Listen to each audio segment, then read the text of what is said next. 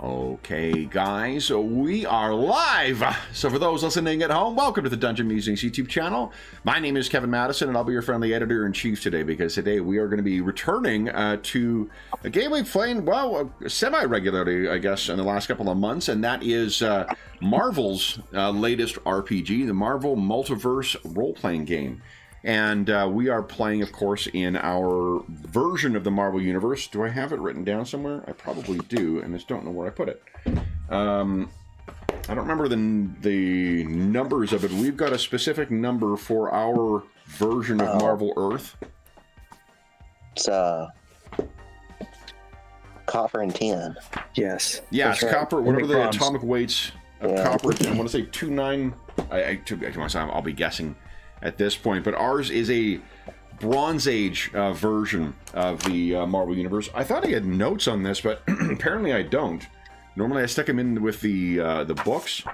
Yeah. I can't find any notes in either of the copies of the rule book.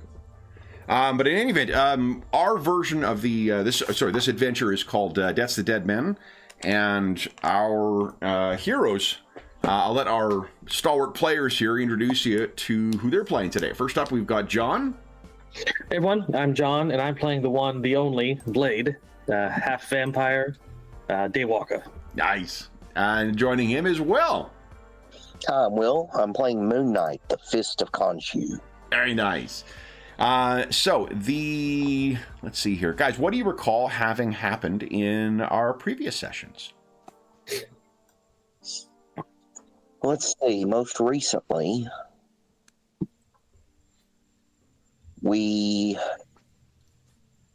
actually, Moon Knight and Blade actually teamed up. It's really what the big thing was at the beginning of the last time. Mm-hmm.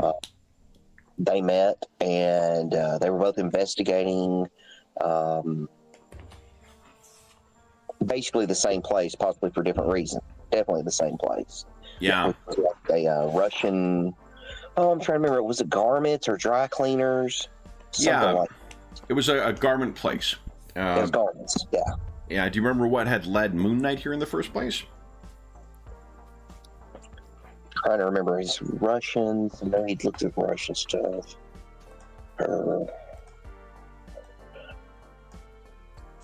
Right, those were the guys that he fought in the apartment. Correct. Right? Yeah. So, yeah, because that's where he got it. He got it from their clothing, didn't he? That's right. Yeah, absolutely. Yeah, that's how he figured it out. So it was Moon Knight. It was prompted by the ghost of a former CIA. I was not an asset because he was actually a field agent. But there was someone who worked with the CIA in kind of the Central Caucasus with Mark Spector in a previous life. His ghost came to him, possessing the spirit of a Egyptologist while he was trying to have an evening out with his lady friend. That led you to investigating his apartment, where you found Russians surveilling the place, as well as I think either the FBI or CIA outside. Getting inside, you fought a bunch of these thugs, as well as a bit of a surprise this far from St. Petersburg. But the Red Guardian. And then although this is Bronze Age, so I want to say Leningrad? Because I think St. Petersburg had a Soviet name, didn't it? Yeah, I would think so. I don't remember offhand what it is, but in any event, I think it's either Leningrad, because Stalingrad was further to the south, right? That was where the big siege was during World War II. I think St. Petersburg was called Lenin. I think I'll check on the break, but I'm fairly certain.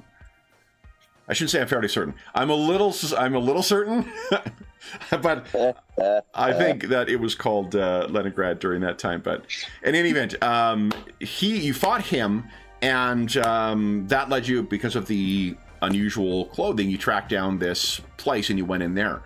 What about Blade? What brought Blade to this? Well, Blade was investigating a string of disappearances, trailing this Russian noble that had been kicked out from the recent change of government in Russia, I believe. Yeah, there's the thought was that there may be a Russian aristocratic vampire Yes. in New York City. And he's stirring up trouble, so I'm hunting him down. Yeah. And what did you guys find when you reached this this clinic or the place with the what do you call it? With the garments? Well, Blade broke in upstairs and found a few vamps chewing down on something, so he just attacked them. And then Moon Knight showed up with the assist, and we suddenly more vampires. Yeah. But we managed to take him down, and then went downstairs to investigate to see what we could find. And after rummaging around a bit, we found a notepad that had an address on it that we were able to scroll across to pick it up. And there was some downtown, was it Queens or the Bronx? One of those areas? I thought it was the Bronx, wasn't it? Bronx, yeah. Mm-hmm. And after doing that, we suffered a psychic attack. Yeah. Something was here, and we weren't alone. Mm-hmm. So, I'm just checking the name of... And it was that creepy-looking skeletal guy, Gorcha. Yes. Comrade Gorcha. Oh, yeah. So, That's who I'm looking for. let's kick things off with... Let's head on over first to the... where we left our heroes, which was, I think, here. And let's do this. Comrade Gorcha needs both an initiative tracker. Let me clear this out here. Go. If you guys want to click on your token and click on initiative, that would be great. Can't remember if you need to click on your token with this one, but Nope. Okay, I have perfect. at this point. Nice. Okay, and then here he is. And let me set up his bars here. All right. I need this one.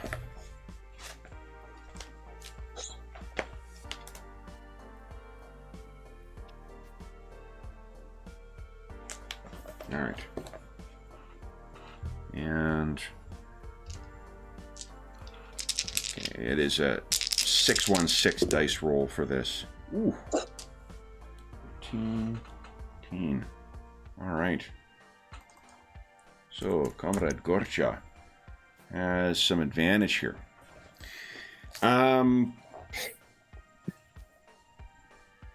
Now, you... Okay, I need to set up his bar here, and then he gets to take a turn. Yeah, Blade, you got hammered by that psychic whammy last time.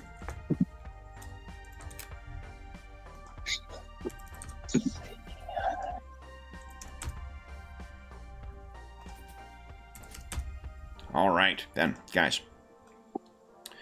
On Gorcha's turn, what's he going to do?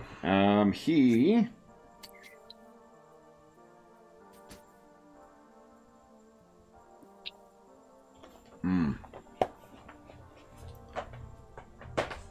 He's going to try and get the... further that psychic whammy on you, Blade. You know.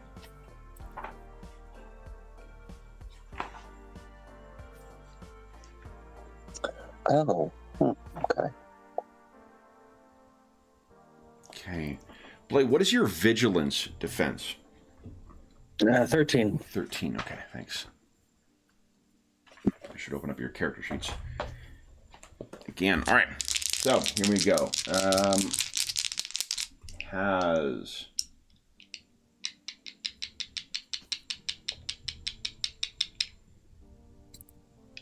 Okay. That is 7. 12. So that is enough. Not enough to go for too long, but you can feel something crawling in your mind, Blade. Yeah. Comrade Gorcha has snuck his way inside. Got my head, you fucker. Let's see. And I'm just going to see if this is a standard. There we go. Ooh. Okay. So that is what he has done for his round. Blade, what are you doing? Alrighty. Am I free to act according to my own will, or is he about to take that away from me? Okay. Well, he's going to draw his sword and say, "You want to get intimate, motherfucker? Let's get intimate." And he's going to run in and try a vicious attack on him. Go ahead. And vicious attack. That one. All right. Again. Okay. Okay, just close attack, melee. Yes, go ahead. He's got no specific defenses. Okay, so 15 is good enough, but he does have a damage reduction. So that'll be... Does my silver sword help at all? Silver sword... it does. Yeah. So then that'll be 22 damage. Okay. All right. So you go racing in on it, and he gets his hand up, not realizing who he's facing, maybe. Oh, I have automatic edges on my melee attacks, don't I? With not with all your melee attacks, I don't think, but with your signature weapon, you do. Okay. Well, I'm gonna try to get a fish for that. Sure. 6. Yeah. Go ahead. No. Okay, but I mean, it is better. It's another 5 points of damage. Okay. So. Okay. I got to remember all the edges and then the troubles that we can get on here. So Yeah. Okay, then it is Moon Knight. What are you doing? That's a good question. Let's see here. Since he's gotten up and close with him, I think that's probably what Moon Knight's going to do at this point. He grabs his truncheon. He's going to move in close. And let's see. I think it's... Yeah, I think vicious attack is probably the best at this point. Okay. Yeah.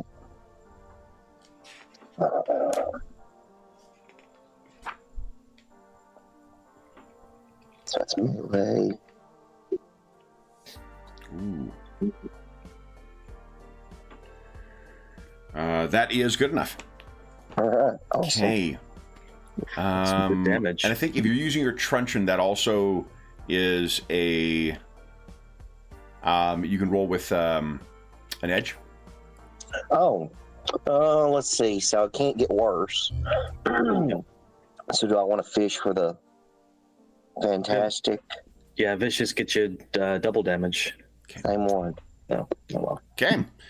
Then that is 30 points, but this one does. His damage reduction will count here. So that is 424. Okay. All right. So he's battered on those rounds. Ugh! Was not expecting that. He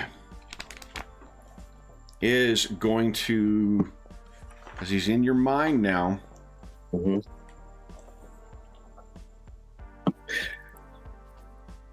What is your logic defense? 11. All right. So here we go. Now, do you have? You don't have any trait that changes the way that you for mind control stuff? Do you, or imposes trouble? I don't believe I do. Don't think Let's so. double check. Yeah. I'm a monster, fearless. Determination. What does that do? Determination. I think that gives you extra focus. Okay. Oh yeah, I don't get troubled on fear or demoralized. Okay. Determination. Yeah. Yeah, for fear. Okay, so that is not what's happening. All right, so then this is a logic attack. Not a fantastic success, but certainly a good enough one. You can feel something that has coiled in your mind. It twists, and your perspective and your vision shifts, and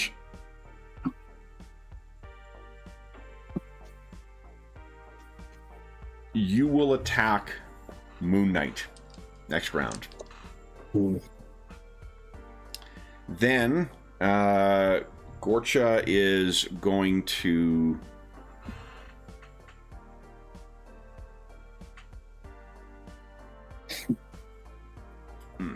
let's see if this is a move or a. Here we go. No, it's a. Okay. Then he moves further back into the darkness of this warehouse. So that's Comrade Gorcha. Let's see here. Oh, and he also is generating. Okay. Okay. Blade, kindly attack Moon Knight. Absolutely. His eyes start to turn a bit red from like his eyes, you know, some blood vessels are bursting in his eyes because he's resisting it even though he has to do it. Mm-hmm. And he's going to go for a vicious attack because that's what he does. Yeah. How does a 17 compare to Moon Knight's melee defense? It's meter beat, right? Meter beat, yeah. Yep, so 17 meets it. Oh, God. Okay, and does Moon Knight have any physical damage resistance?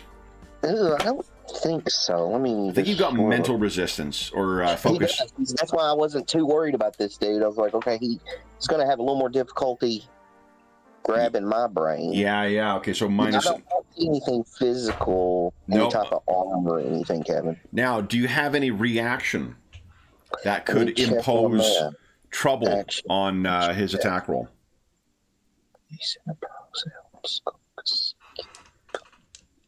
Any reactions there? Because if you can get one of those 4s down to a 1, you could get a miss on you. But let's see here, we've got your. Don't see anything there. Okay, so your reactions are. Yeah, slow-mo dodges on an agility attack, so unfortunately there's not really not much else you can do. All right, so then it is 27 damage that you take physical. Okay. And let's see if you can, because Comrade Gorcha has not spoken out loud of what's going on. Why don't you give us a vigilance check with an edge. Difficulty here will be, I think, so it's your 9 plus your tier, so I think it's a 13. 13. Oh, come on. Oh, you do have an edge. So let's re-roll the 1. Oh my god. So I'm not sure. I don't think you think that this guy was secretly working for this guy all the time, right? Because you guys did have an opportunity to talk very briefly afterwards, and you're going off.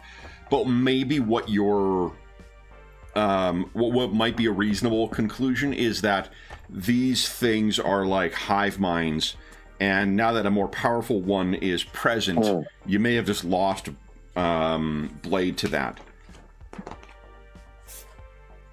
So, I'm just double checking the target number. It's right at the beginning, isn't it? Yeah, there we go. It's 10 plus your rank.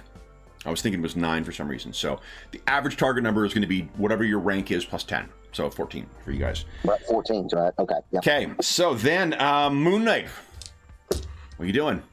Oh, shit. So has the Has Gorcha scuttled off? Is he gone? Gorcha's still here. You can still see his beady white skull grinning at you. Although his grin is very, not much different from what his general. Yeah, his non.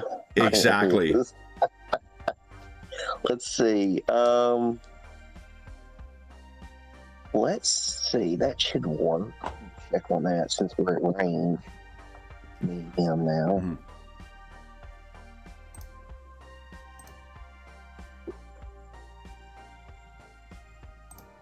What are you thinking? Yeah. I think I'm going to use snap shooting. Okay. Okay. And this is against both Blade and Gorcha? Actually, I'm focusing everything because it does say there can focus a single attack on a single target. Okay. On success, it takes half regular damage on fantastic, full, and it's bleeding. Okay. Yeah, and I don't have an edge on that, so oh well. Your crescent darts aren't your. Oh no, yeah, that's right. I forget about that. Yeah, signature weapon is crescent darts. So. Come on. Oof. Okay, but you toss them, keeping at a distance, in his direction. Then. Okay, so that is 29 damage, but he's got 2 damage reduction, so that's 21. Yeah. Okay. There we go. He's the problem. All right. Do you want to move at all? Currently in melee with Blade. Yeah, and there's no cap of opportunity attacks or anything. No. Yeah, let's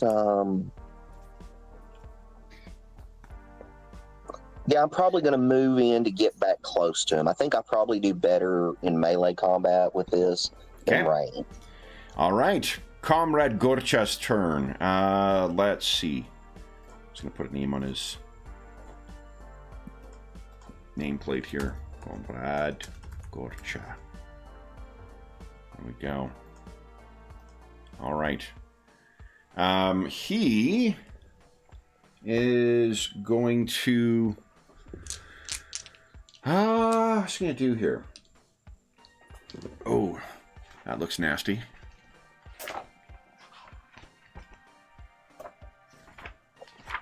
Let's maybe do that.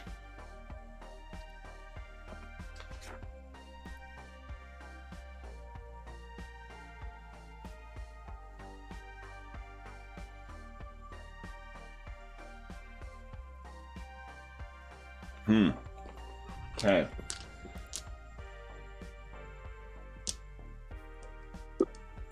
Yeah, he is going to, I think, focus his ill will on Moon Knight.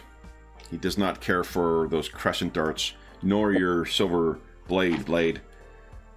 So, let's see. This will be...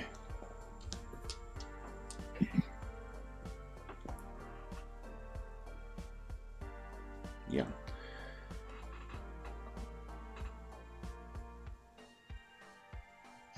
Okay. It's a logic attack against your melee. So your melee defense is 14.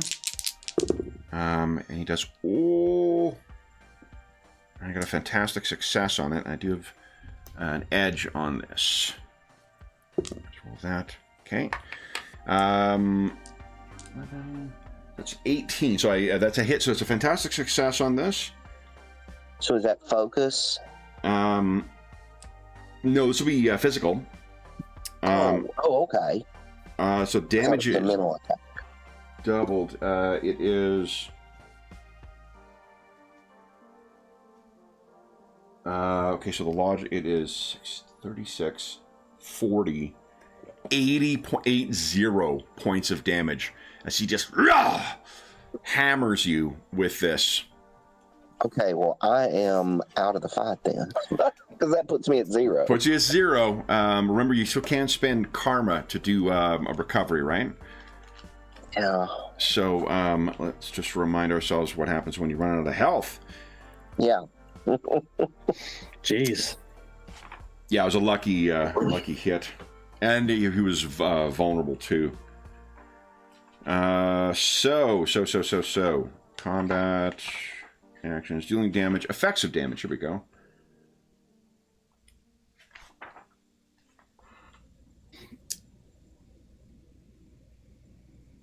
Okay, so you can go to negative health.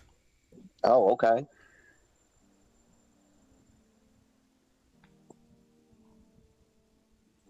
Yeah. There we are. Let's see here. Jeez. If a character's health is reduced below 1, they are knocked unconscious. Any powers ever concentrating on and immediately your defenses against ranged attacks are reduced to 10.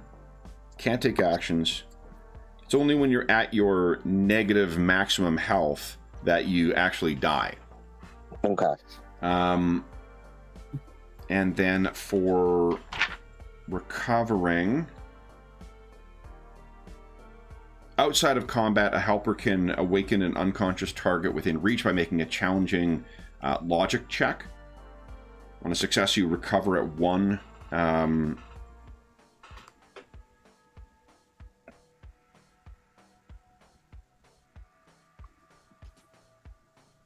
If the character is, I'm looking on page 36, if a character is unconscious or demoralized, they can still take this action on their turn to recover. So you still can spend a karma point to try and recover. It's just that you're pretty badly knocked down. All right, so Blade, this is what you've... here we go. Plus. You've seen Moon Knight go just like pinwheeling over with this as he leaps in to try and get at Comrade Gorcha. And then Gorcha is going to move closer to the exit near the front where you guys came in. Blade, what are you doing? Your mind is freed again. You're realizing now what has just happened. What are you doing? Well, I'm rushing him, and I'm going to do a focused fury attack, and I'm going to dump all my focus into it. You mean all 17 points? Yes. That's all I got left. So it's +1 for every 2 spent, so I'll spend 16. So I'll get +8 to the damage. +8 to the damage? Okay. Yeah. Come on, you take control of my mind. Okay, that is a hit. I'm going to fish for that fantastic. I did not get it. Okay. So +8. So 37 plus 8 is 45. Okay. Ooh, big hit on him. Look at that. Better run while you got the chance. Okay. And then he...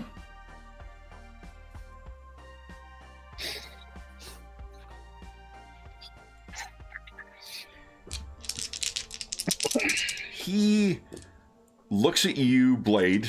Actually, hold on. Moon Knight's turn first. Moon Knight, you want to spend karma? Yeah, I guess I spend my last karma and try and recover. Okay, that is a resilience check. All right. DC 10 or target number 10. Can't remember what the nomenclature is in this game. Target number. There you go. Okay, so that is 3 times your rank. So it's 12 points back. So it's at least something. Yep. And then it is Comrade Gorcha's turn. Let's see here. He is going to... he grins and says, "You stink of the living." And he is going to try and grab hold of you, Blade. Your physical defense is what? Melee? Yeah. 17. Melee is a 17. Okay, so he does have edge on this. Okay. And I get to roll with... And okay, he has snagged hold of you, and as a reaction, chomps into your throat. There's also an escape reaction. Is that something I can use? It's a reaction? Yeah. No, he gets to go first. Okay. So you can try and escape on your turn. What's your vigilance defense? 13. 13, okay.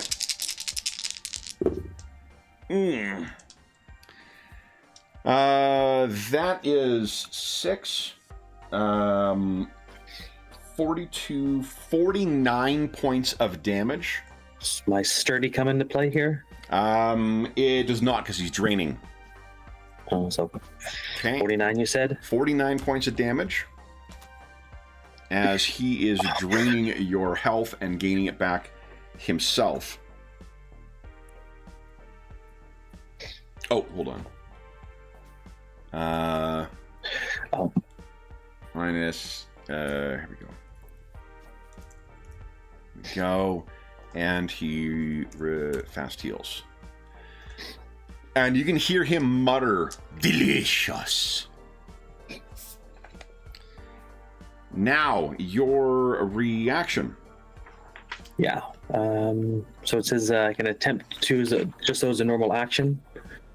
What is... Okay, escape melee attack against the grabber's melee defense. Okay, so go ahead and give us a melee check, please. And not roll your attack, it's just in combat. It's not a non-combat one? Yeah. Okay.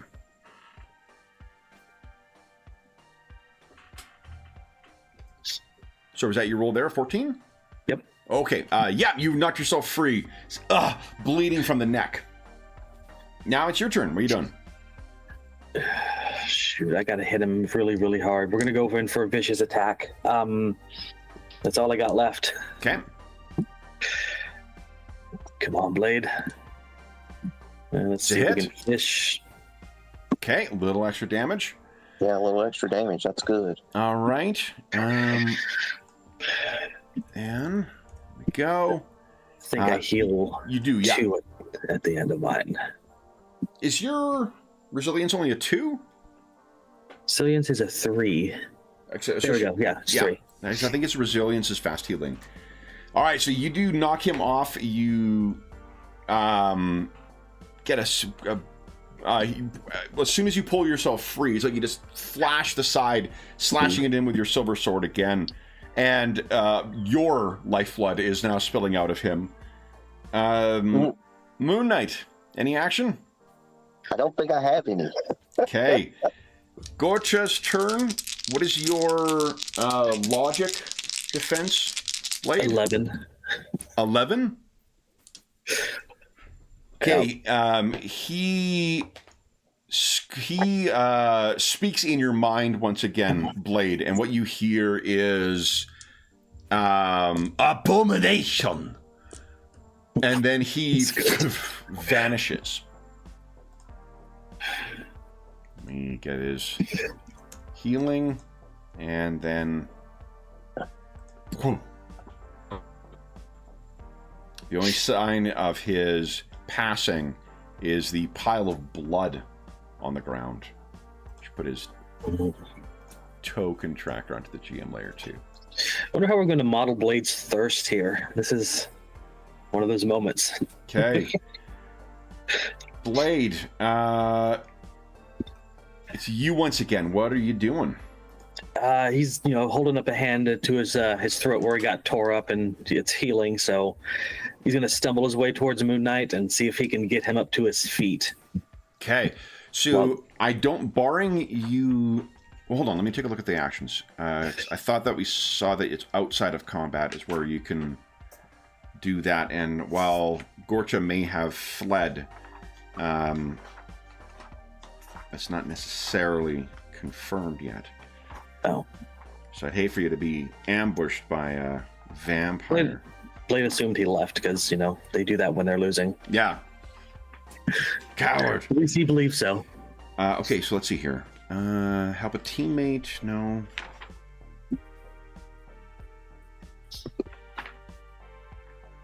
Yeah. I don't see there being an action that does that. So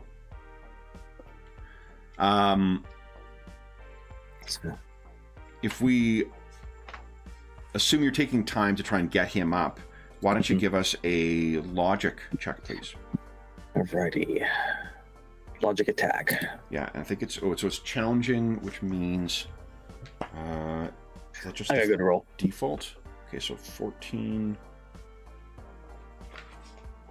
Really looking forward to that GM screen too. Challenging is the default, so it's just like in some of the Warhammer games. Okay, so then 14 was all you needed. Moon Knight, you're at 1 health. And Blade, because it's outside of combat, you'd gain 3 back per round. Let's assume that you've... How long is it? Yeah. Let's assume that you're back up to 90. Okay. Okay. So... welcome back to the world of the living. And he's like covered in his own blood. Yeah, there's blood. There's a lot of blood on Blade right now.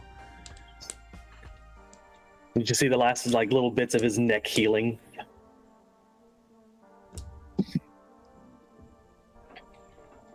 What do you guys do next? So Moon Knight, you just woke up again. Yeah, I know. I'm still staggered. Yeah. Blake snaps his fingers in front of his face. You with us?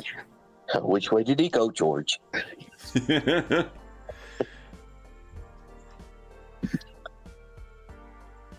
So we got an address. We didn't check below the basement, but I don't think Moon Knight's in any kind of shape to... That's what I was going to say. I don't know if I'm in any kind of shape to do anything right now. You trying to get yourself up and your knees kind of wobble, Moon Knight, like whatever. Why don't you give us one? Because you've got, I think... Yeah. Well, as wobbly as Moon Knight is physically, that's mentally where Blade is right now. His focus is almost entirely gone. Moon Knight, why don't you give us a...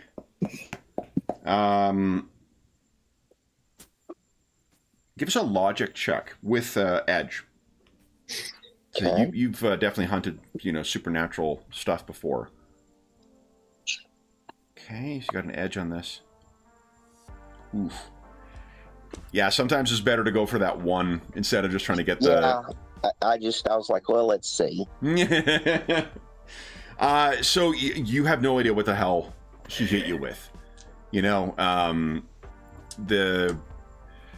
You may be like, your understanding of what vampires are capable of is maybe a little more informed by either, Western understanding of what vampires are capable of, or this particular one is something special, or it's not actually a vampire. Yeah. You don't know what the hell's happened. Blade, you can give us you can give us a logic check as well. Let me see if you got an edge on it. I think we subbed out one of your things to give you investigator, didn't we? You did, yeah. We just so you can roll with an edge as well. Well, that's not very high. That one. Hey, there you go. So he's got the mind whammy. And that's it. Like, so the mind thing, again, because Moon Knight wasn't affected by this, right? That's something you might want to talk about as well, is the fact that fucking Blade attacked you. Yeah. What's up with that? Vampires like that can get into the mind and distort the senses. Apologize. We need to get you one of those helmets. What Blade could tell you as well. So with your role, here's some of the things you know. For one, Blade, that the mental domination. If Moon Knight asks in such a way to imply that it's like, is he controlling other vampires? You can tell him like, no, that's a will that can be used on anybody. Mm-hmm. Yeah. The other thing you can tell is the way you saw it. Moon Knight leapt in, and then Gorcha, just as he's moving back, kind of like focused his will on Moon Knight, and then he went pinwheeling through this shop. What you can tell with that is this is obviously a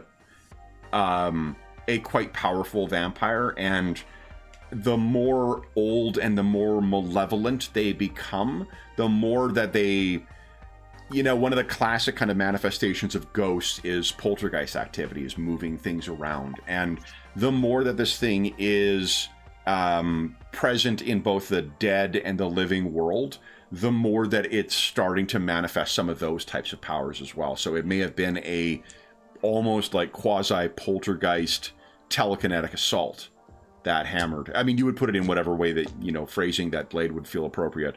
But that's what it hit. And Moon Knight, it felt like you were just smacked by a giant truck. Yeah. Yeah. Canonically, Blade has not fought a lot of ancient vampires like that. So, at least this early in his life. Mm-hmm. It might be in over our head.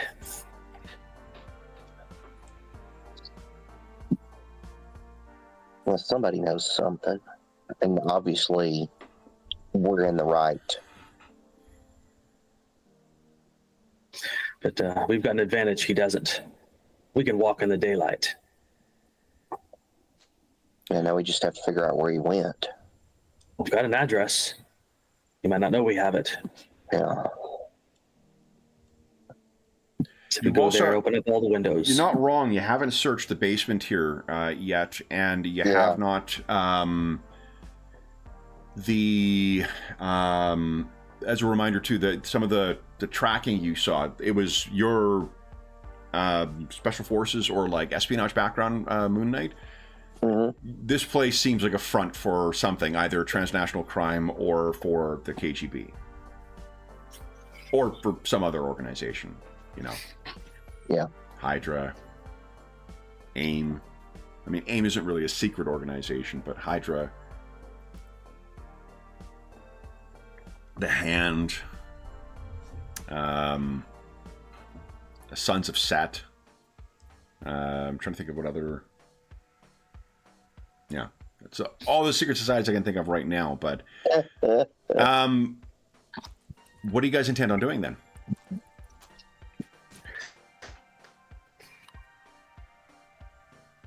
You want to go ahead and see what's here while we're here?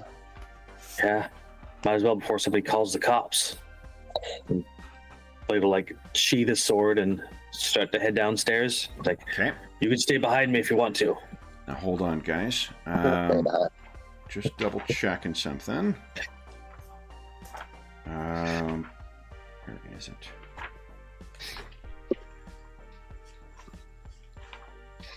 Should make a GM's handout for myself with this. So we're playing it often enough. Here we go. I think you each get a point of karma for driving off Gorcha. So you could spend that to recover further if you, or try to recover further. That's what I was thinking, and that's just a resilience check. Yep, resilience against DC 10, and if it's focus you want to get back, it is, I think, vigilance.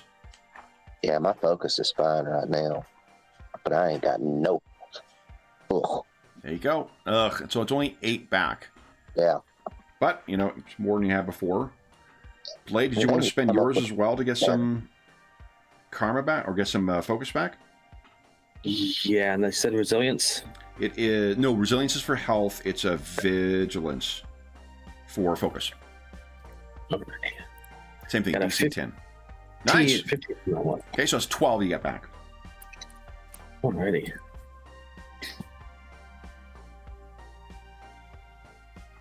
All right. So the two of you shake yourselves off, and then you make your way into the basement of this place. And it is as cramped, and like, imagine this is a place that was built. This is a building that's going to date back to the 19th century. The basement in here has that kind of older foundation, really low ceilings. The wooden beams also kind of cause little slats down here too, so there's some strange echoing. There's got to be stuff that's been down here for 50 years that people have forgotten about but left on the shelves.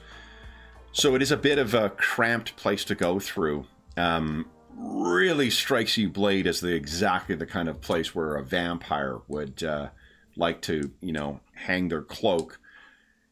So it won't surprise you when you find tucked into a corner and hidden behind some racks or some like movable racks of clothing.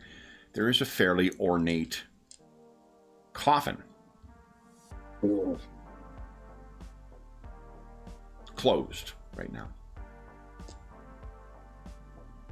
You think he snuck back into his coffin?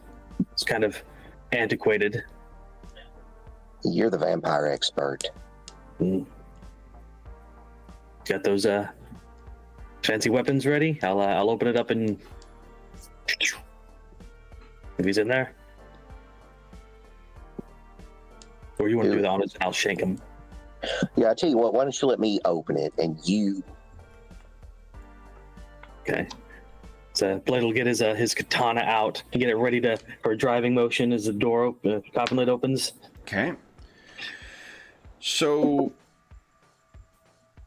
reserving an action, I was going to say, just to remind ourselves how we do this, instead of taking a standard or movement action on your turn, you can choose to reserve the action and use it later with your reaction. You simply state the action that you plan to take and the conditions that would trigger them to take it.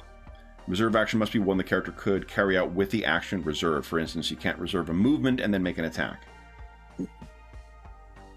So, if he is in here and he heals as quickly as me, he could be fully revived. How about we drag this outside and then leave it in the desert? And which desert are you thinking of in New York? The urban desert. Yes. The urban desert. Rooftop. Actually, you know what? I mean, this is the era of like, tenement fires and shit like that. So like, Harlem is a bit of a bit of an urban desert at this point. So if you wanted to toss him there, well, that's a place you would know that monsters love to hide because there's plenty of places to go. So, what do you think, guys? It's probably a couple of hours still till morn, but well, I'm sure I've got some. Just through the heart. Well, see, there's a lot of legends about vampires. Not all of them just go into a dorm, torpor sleep when they're healing. He could just be hiding. Fuck it. Open it. I was going to say, this is our chance. Let's do it. So is Moon Knight opening it and then Blade is readying an attack? Mm-hmm. Correct. Okay, so Moon Knight, you head over. You place your hands on the lid. Blade, you've got either your silver sword or like a silver stake ready to go. And then you find a beautiful satin-lined coffin full of earth and nothing else. Well, we can really piss him off by taking this. Did you bring a car? We don't even have to take the coffin, though. We can just take the earth, right? That would piss him off, too. Yeah. As a reminder, I think both of you guys have at least 1 point in Mighty. Mm-hmm. Yeah, I've got two. You got two. Okay, so then you're treated I do as well, yeah. Okay, so Mighty one, yeah. Okay, so that means you're treated as one size larger for lifting things. So Moon Knight, at night, you could lift a truck up. Yeah, so it's no problem to move it. Yeah. Pretty sure you're on a bike, right? What's that? Pretty sure Blade showed up on a motorcycle. Correct, yeah. They better pedal bike. No. I can always Times are tough for the Daywalker, man. I'm going to go get my Schwinn and keep carrying on. But yeah, I could call in the helicopter. That's not a big deal. What else is down here? Did you say helicopter, Blade? Yeah. The mooncopter? No, me. I said that, Kevin. No, I'm saying that's when Blade...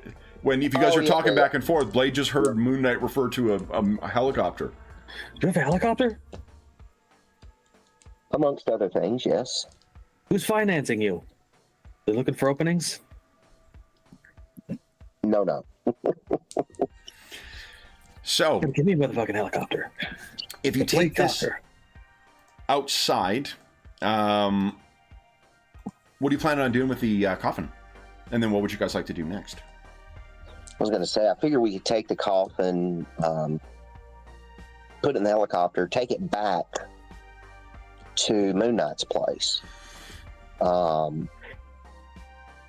at that point, I need to heal up. Okay. I mean, I'm pitiful right now. I'm in no condition to go out whooping ass. So if what about Blade? What do you think? Are you going to go along with? Well, definitely not leaving my bike here. I'm going to make sure the tires are still on it. Then, yeah, it's true. And then I'll ask for his address and I'll meet him there. Okay. So then, Moon Knight, you head out. Would you each give us a vigilance check, please?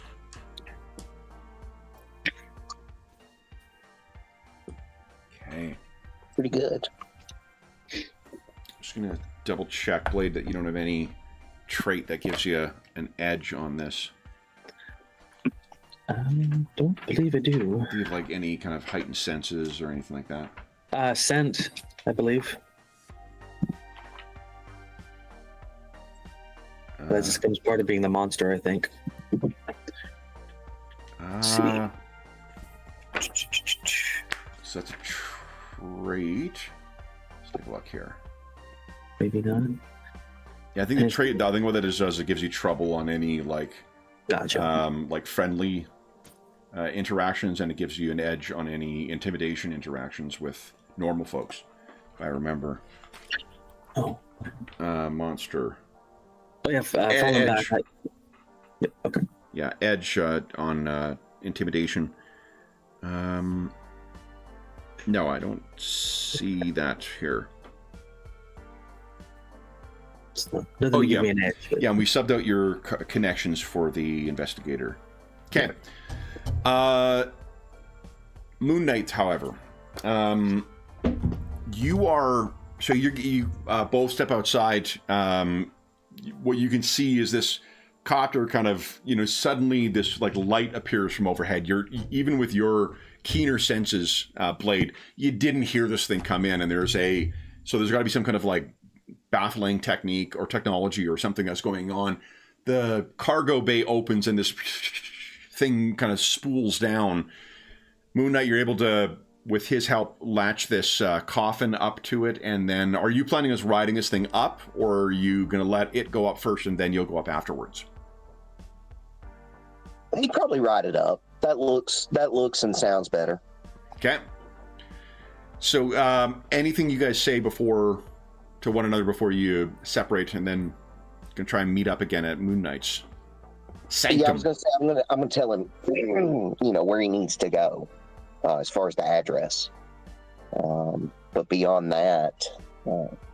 what else does Moon Knight tell him? Because you guys haven't... I mean, the players, with the backstory of what's happened thus far, but this has been an opportunity while you guys were cleaning out and getting this thing ready to talk about why both of you were here, and, what your respective interests are in this. Yeah. Do you share that, or is it a more... Well, Blade's seen Moonlight pretty much almost die fighting a vampire, so you get in battle. So he's more likely to trust Moon Knight more at this point. So he will tell him that he's tracking down this, aristocratic vampire and what he's found with the missing bodies. And more to the point, a Russian one, which may be of interest to Moon Knight's investigation. Yeah. And that's what I've been tracking, is the Russian teams, what they're interested in. And I tell them about the fight with Red Guardian. And then how that led me here. Blade doesn't necessarily strike me as one who keeps up on the international news necessarily, so maybe you've heard of, the Soviet Captain America. Maybe not, but... Probably not. Yeah. Those are the circles he travels in. Yeah. But if they're a problem and they're driving vampires over here, they're his problem now. So, at least in his neighborhood. Yeah, we had talked a bit last time about what the potential of a, is it's a supernatural biological agent almost of if you're coming here and spreading vampirism. Though, makes me wonder if part of the serum they're making is derived from vampire origins, at least in part. Could be. Because like Blade, he's only got Mighty 1, but he's got that enhanced physique too, so he's pretty much Mighty 2, all around. Yeah. That's terrifying to just put in your soldiers and send them out to do stuff. The last thing we need is an army of vampires. Yeah. We wouldn't have to stay in the shadows anymore. Yeah. No. I owe you a favor. I don't think I could have taken that thing on my own. So. Well, you made sure I didn't die, so I think we're even. Mm-hmm. Perhaps. Besides, we got a bunch of fancy toys I want to take a look at. So. Let's see. Go ahead. Well, I see. Unless there's anything else you guys wish to discuss before. I was just thinking about a time to get back together, probably tomorrow afternoon.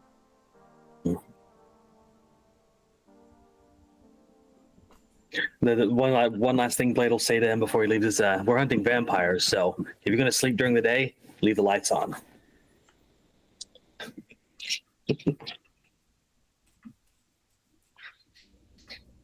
So if you are, let's figure it is probably, I don't know, like what, 4 a.m?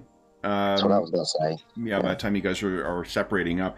I'm checking this because for every hour that you take it easy, you get your rank back in health and focus, and for every hour you sleep, you get double that. Yeah, that's what Moon Knight's planning on doing. He's planning on going and getting some sleep. Okay. Same. So as you latch this thing up, Moon Knight, gives you the address of where to meet up with him for tomorrow afternoon.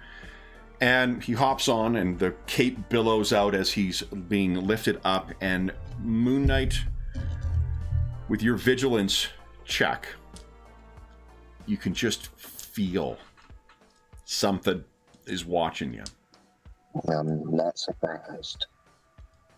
So, as this thing disappears into the copter, the cargo bay closes. You can hear a slight whine of the servos as they push the bay door shut. And then, Blade, you think like the beating of wings of a bird would be louder than what the mooncopter would give as it turns and goes away. I'm in the wrong line of business. I'm assuming you put your shades back on, having delivered your one line, and then make your way to your motorcycle. Exactly. So pretty much. Let's assume that you're going to be able to spend you're going to need 8 hours of sleep, which would put us at noon, right? Yeah, noon to wake up. Yeah.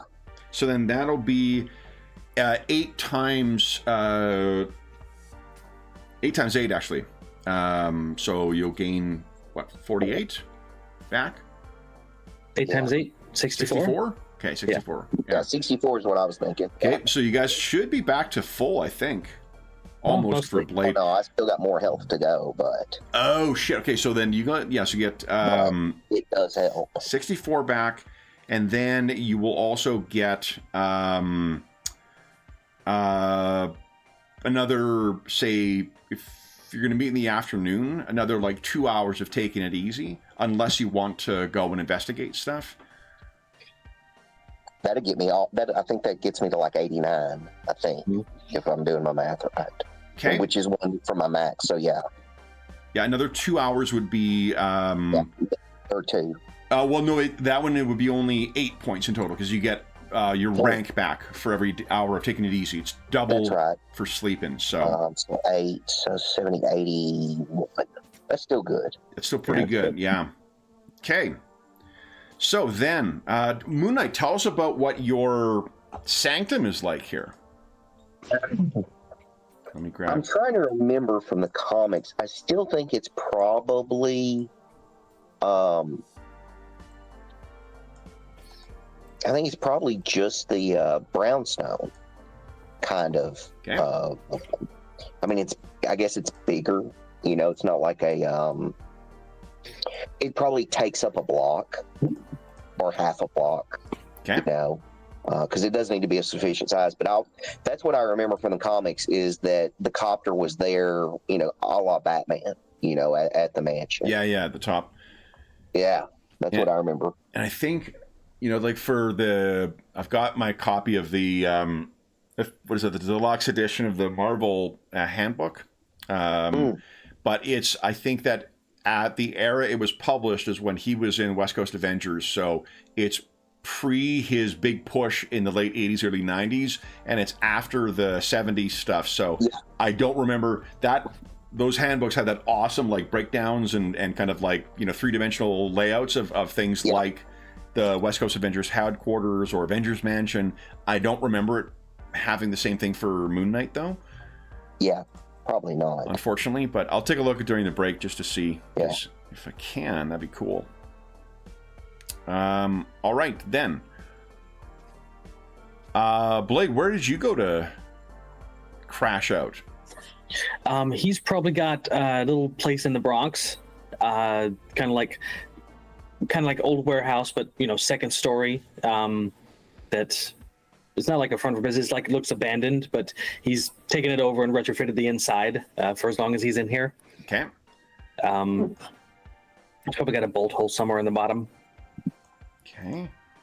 Here is just maybe an idea of kind of around the area around where Moon Knight's brownstone is.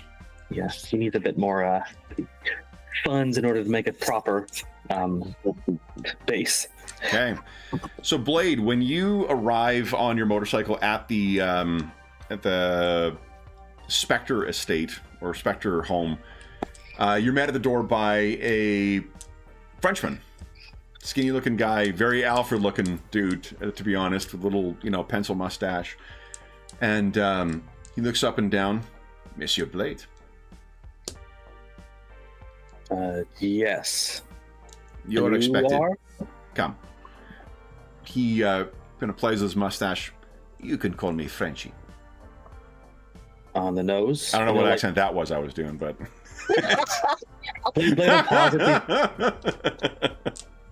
Little pause at the threshold and kind of look around on the inside, just like, and then step in. Okay. He, Mark, Monsieur Blade, he has arrived. And what do we see as Moon Knight comes down, or Mark comes down? Yeah, I was going to say, he's totally Mark Spector right now. Let's see, this is the 70s. He's probably got one of those smoking jackets on. Is probably really where he's at in that regard. Paired with a black turtleneck? Yeah, definitely. There's like a year in law school where that was my look. So oh yeah, fucking love. I love me a turtleneck and a blazer. Yeah. So yeah, that's how he comes down. He's like, Blade, I see you found the place easily enough. Kind of looks at him with an eyebrow raised. So the cloaking getup is the night thing, because he's dressed the same way he was last night. Let's call that a working uniform. Lucky. So have you done any investigations or any inspections or anything like that, Moon Knight, or have you just been resting up and waiting for Blade to get here to talk about what to do next? Have called, because let's see, he's got the military, but I thought he's got a police connections. Mm-hmm. So he may have called his buddy at the police department just to run the addresses by him to see if they've got any type of or know of any type of surveillance, search warrants, any reported incidents, anything like that. Sure. Why don't you give us let's see here. I hate to keep using just the same stat each time, but I think that probably makes the most sense. You know what? Why don't you give us a logic check here? It's pretty good. Now, I think you have an edge on this as well because of investigation.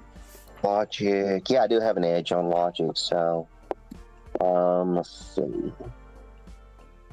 Let's try and get, I don't know. I think I'll re-roll the 2. Going better.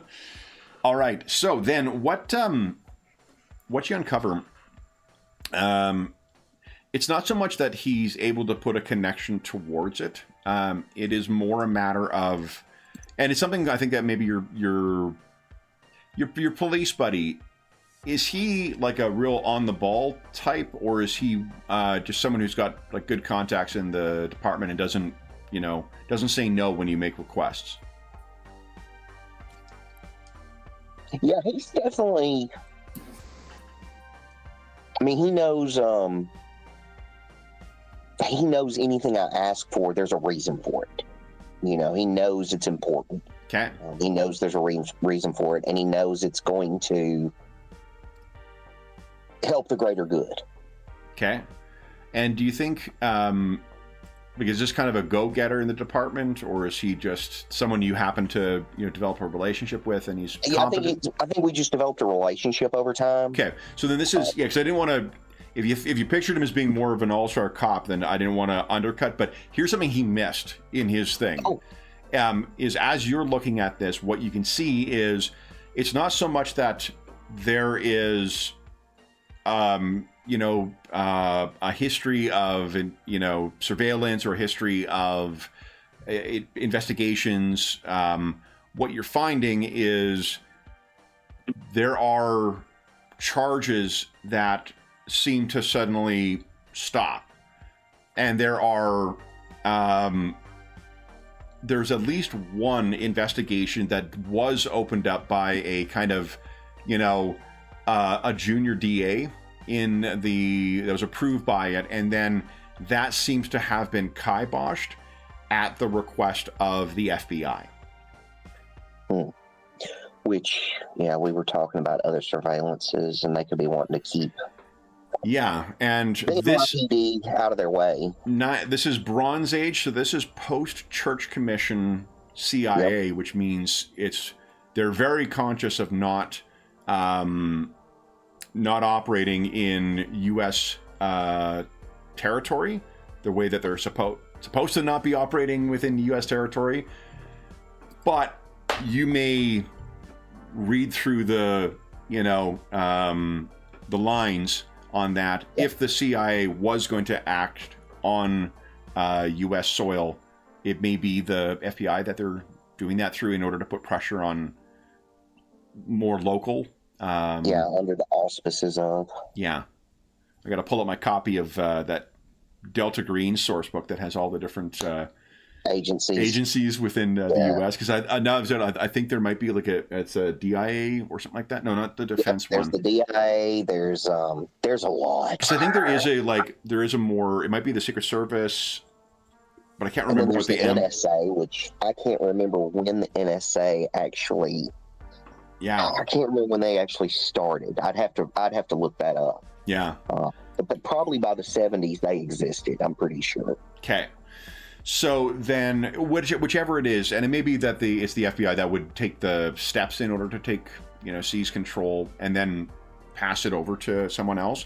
So it's something you may be able to follow up with, just as far as this is what you've got over the course of a telephone conversation of what he sort of read out to you. Yeah. So you've learned that. What do you guys do next? How do you discuss this? Like, do you bring him to your lounge or to your, up to your sanctum or? Yeah, we probably just go and sit in the lounge and talk. Okay. About what we're wanting to do. How do we want to do it? Obviously, we probably need to surveil the place just to get a layout of what it looks like.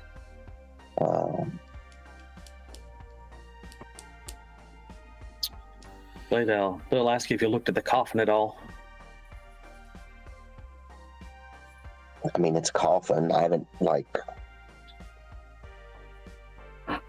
got any archaeologist friends to try and date it or anything. Well, he'll tell you he's got a contact that's actually very wrapped up in all this vampire stuff that might be able to tell us something about what this vampire was now that we've fought it. Maybe we need to go talk to him then? Yeah. You ever heard of Frank Drake?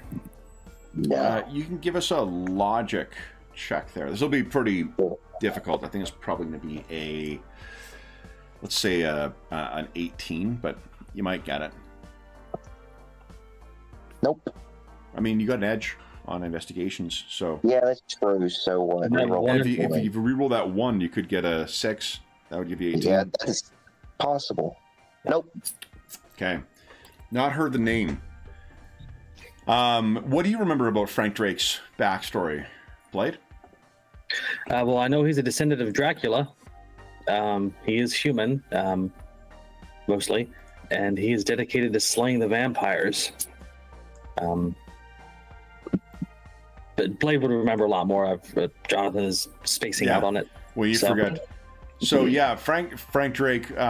What Blade could explain to you, he's not wrong. He's a descendant of Dracula, but it seems that unwittingly he was also part of Dracula's plan to return to the living world because he inherited the Castle Ponari, I think is the name. And when he and his fiancée went to investigate this surprise inheritance, they accidentally awoke Dracula, and Dracula killed and ate her and turned her into a vampire. The first vampire Frank killed was his fiancée, and he's fallen in with a group of a loose association of vampires that call themselves the Night Stalkers. And Quincy Harker, the son of Jonathan Harker and Mina Harker, was an old man by this point, but his father and mother faced Dracula in the 19th century, and he sort of has put together something to hunt him now. So, Muna, you had not heard of him. I think you've heard that there are vampire hunters out there. It seems like Blade is involved in a network much more extensive than what you had realized. So, you could call on him. Well, what do you guys plan on doing next? Well, I was hoping Frank could give us some information on how to best combat this thing if it can get in your mind so easy. So one thing about the coffin, because you had mentioned it, at a glance, it looks like it's nice, but it honestly looks like any coffin you would have picked up. This is not like a ancient sarcophagus or anything like that. It just happened to be stuffed full of dirt, which typically you don't do in coffins, unless normally the dirt stays on the outside of that. That's the purpose of those things. Yeah. But Blade, you would know that there are some vampires that in order to properly rest, they need to have the soil of their homeland with them. Yeah. Right? Maybe we could do an analysis to find out where the soil came from. But that's beyond his. He kind of looks at you like, "Are you able to do that?" Actually, I think I could. Do you have any science? Well, okay, so on investigation, it says if they have access to a forensics lab, they get a second edge on their investigation checks. So I don't think you necessarily have a forensic lab in here, but I could take it to my cop buddy. Could. What other contacts does Moon Knight have? Military is the other contacts. So, I mean, maybe there's a military scientist that you could bring this to as well? Because I think and actually that might be better because it's a little easier chain of custody to deal with. Yeah. Isn't that the right word, chain of custody? I think so. Yeah. So let's see. Well, maybe he's got it. Yeah. I'm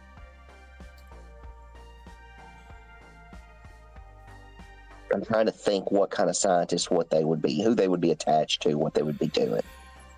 Yeah, and it could be It'd probably be a geologist, probably. They could work for probably either the Army or Navy. That wouldn't be a big deal. Okay. We're in New York, so what you could do then is give us a. Let's see here. So we'll deal with that when you're gonna bring it to them. So that sounds like something you want to do today. What else are you guys planning on doing? Like overall for today, or as far as narratively speaking? Yeah, I mean, goal is more what I'm interested in, but oh yeah, I think the goal is to scope out the hiding place of this vampire and find the best way to get in there and take him out, or just maybe find out what he's doing, follow him to a bit, and see if we can stop him, because people are dying. Yeah, you really haven't had a chance to kind of catch your breath about the death of this CIA contact too. To call him a friend, an associate, may be a better thing, but this vampire obviously is a threat in here, and whatever contact it may have with the Russians. But remember what your involvement was from the get-go. The ghost of this dead, agent came back to warn you. And he said that they killed him.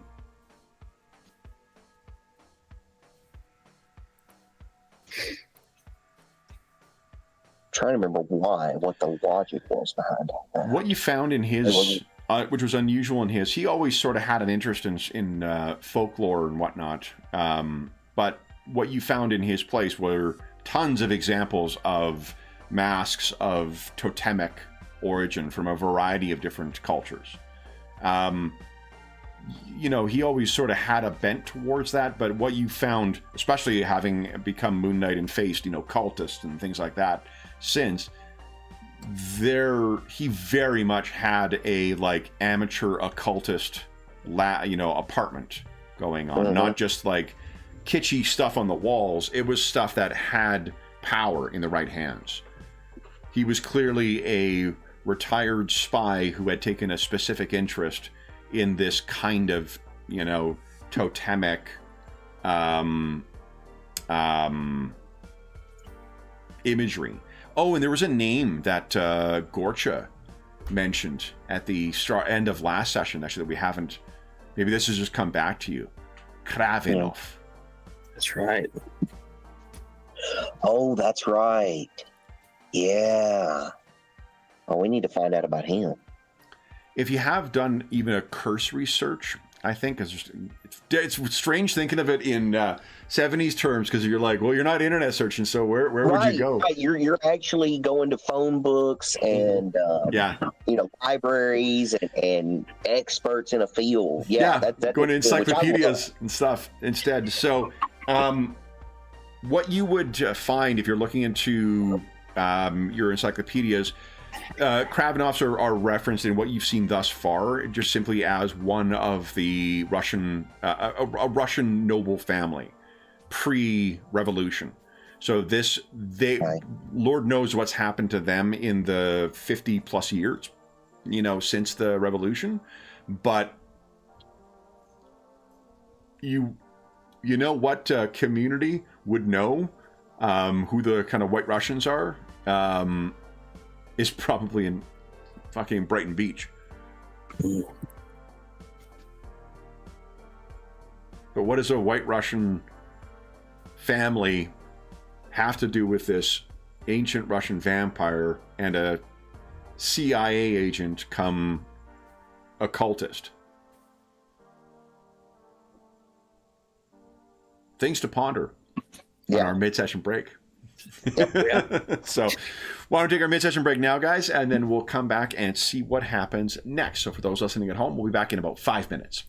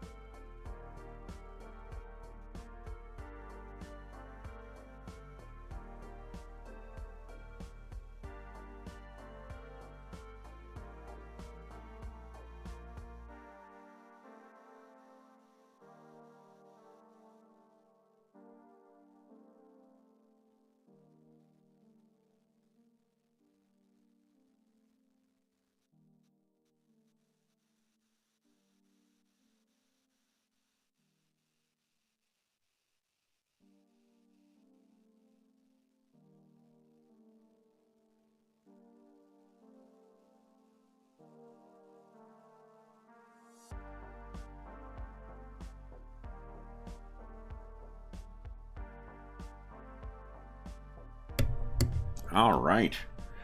Hey, everybody in chat. I hope you guys are having a great start to the weekend.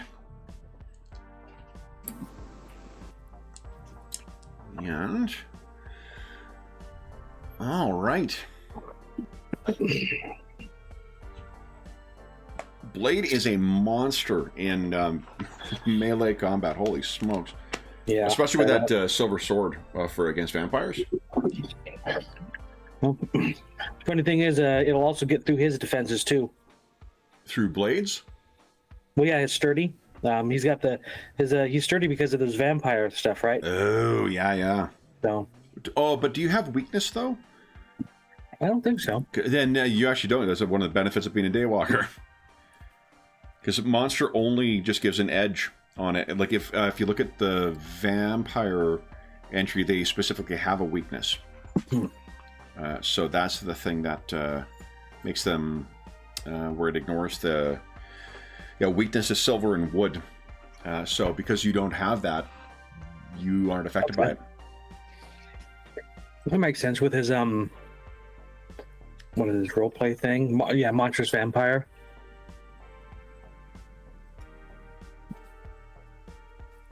Is which? Sorry, I was looking in his for the roleplay tab under Origins. It says Monstrous / Vampire. So the way the Origins work is some of the Origins will give you specific traits to go with, and tags to fill out sort of what your background is, and you can gain extra ones. Like you've got what is it? Extraordinary Origin that allows you to take a second Origin to get more abilities from it. Gotcha. So like if you wanted to play a Asgardian vampire, for instance, Asgardian is a Origin, and it gives you specific backgrounds in it, and then you'll get those traits out of that. And then if you wanted to take another one in replace of to selecting a power, you could take another talent or trait, and the trait you could take is Extraordinary Origin, which allows you to add another one on. So the character creation is a really interesting mechanic. And now that they're fleshing out, I mean, like the selection of powers in the core book is pretty good, but the X-Men book has added a bunch of powers in. I expect the Spider-Man book's going to do the same, and then I imagine they're going to do an Avengers one at some point, and maybe a Fantastic Four one. And those will probably expand the power sets as well. They did a neat thing in the X-Men one too, where they've just there are certain powers where they just say, look, these break the rules, rather than trying to bend over backwards and build a rule that fits some things that are really more narrative, function or narrative things.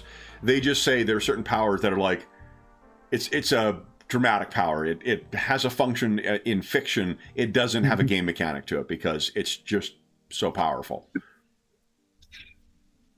Interesting. Have you tried building Captain America in this? Oh, Captain America is in this. They've got stats for him. Oh, okay. Yeah, they got a ton of characters in the core book. Captain America is your rank. Rank 4.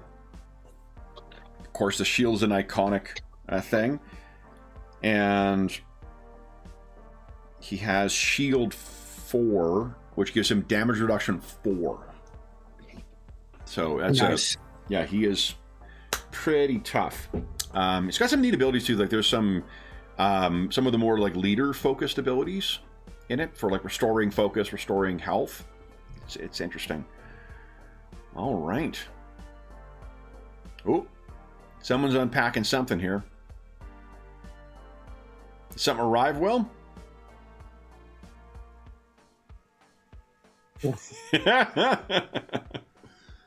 Oh, nice. Nice. Was this the most recent Kickstarter?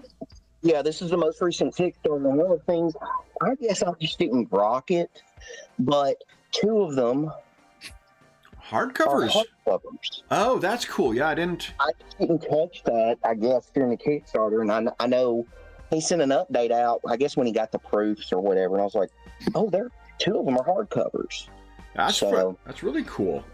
Yeah, it is cool. Huh. So I'm gonna have to read through these over the weekend. Nice. Yeah, that's cool. We unfortunately have Canada Post is on strike right now. So, oh, really? Yeah. They so they've been trying to get a new deal for a year now, and they've like the Canada Post has given absolutely nothing to the carriers. So they're on strike now. So I have one package that's on the way that is not going to arrive until the strike ends, and I think it's the not Cubicle 7. It's one of the Cobalt Press ones, the Tales of the Valiant, so doesn't really make a difference. But yeah, I got Paizo always delivers through Canada Post, so I'm not getting any new Paizo stuff until the strike ends. One thing I saw that wait a minute, there was something. Well, Humble Bundle has got a G.I. Joe bundle going on right now. Amazing for the game. Yeah. And so I meant to mention that. I think I may pick it up because there are some physical rewards with it. Yeah, there are, and even just for the visual, I'm sending you copies of the Cobra book, the Essence Guide, and the second International whatever thing. Yeah. But yeah, they don't come with. You have to pay for PDF separately with Renegade. Yeah. So that'd be a great bundle, and it's got everything in it. Like it's got everything that's out for the game so far. That was the big thing with me, is it pretty much had everything, including the tech book and the second International Teams book, which like came out 2 months ago. So, which is great. I mean, like whatever, getting because of the way they do the PDF releases, where you get a free one with a pre-order, but you have to pay afterwards. If it helps some charity to get access to those extra ones, it's great. And those are good books, like the Cobra one and the Essence Guide and the Tech just expand that game enormously. In fact, it's the Movember Foundation is speaking of which, my that's funny. Dirtbag Stash is in support of the Movember thing. As well. So for those listening at home, we're going to talk about the charity initiatives on the channel as we get home, but I'm doing this through work. We don't have a link for it, but if you do know anyone who is participating in it as well, it is such a common thing nowadays. Just turn your mind to potentially supporting the men's health, physical and otherwise, that the Movember Foundation supports in a bunch of different countries. So, that said, it is now the 16th. It is 14 days until I get to shave this fucking thing off, and I am looking forward to it. I've graduated at least from the sex pest phase of this mustache into the dirtbag phase.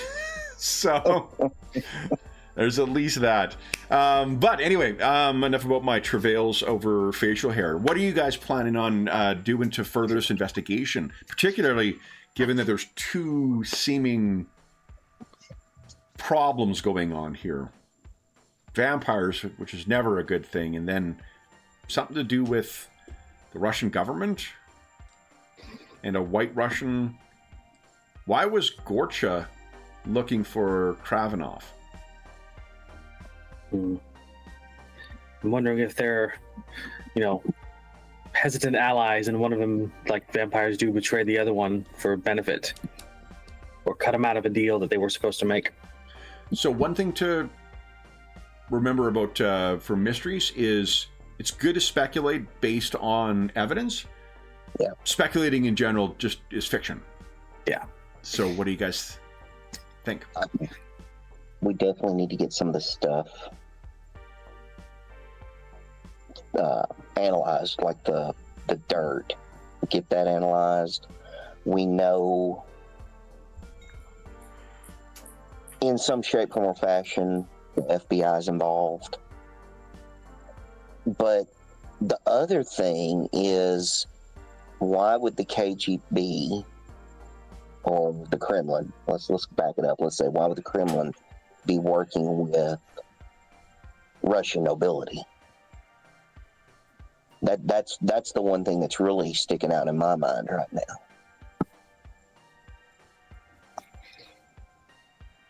Because they're basically antithetical to each other.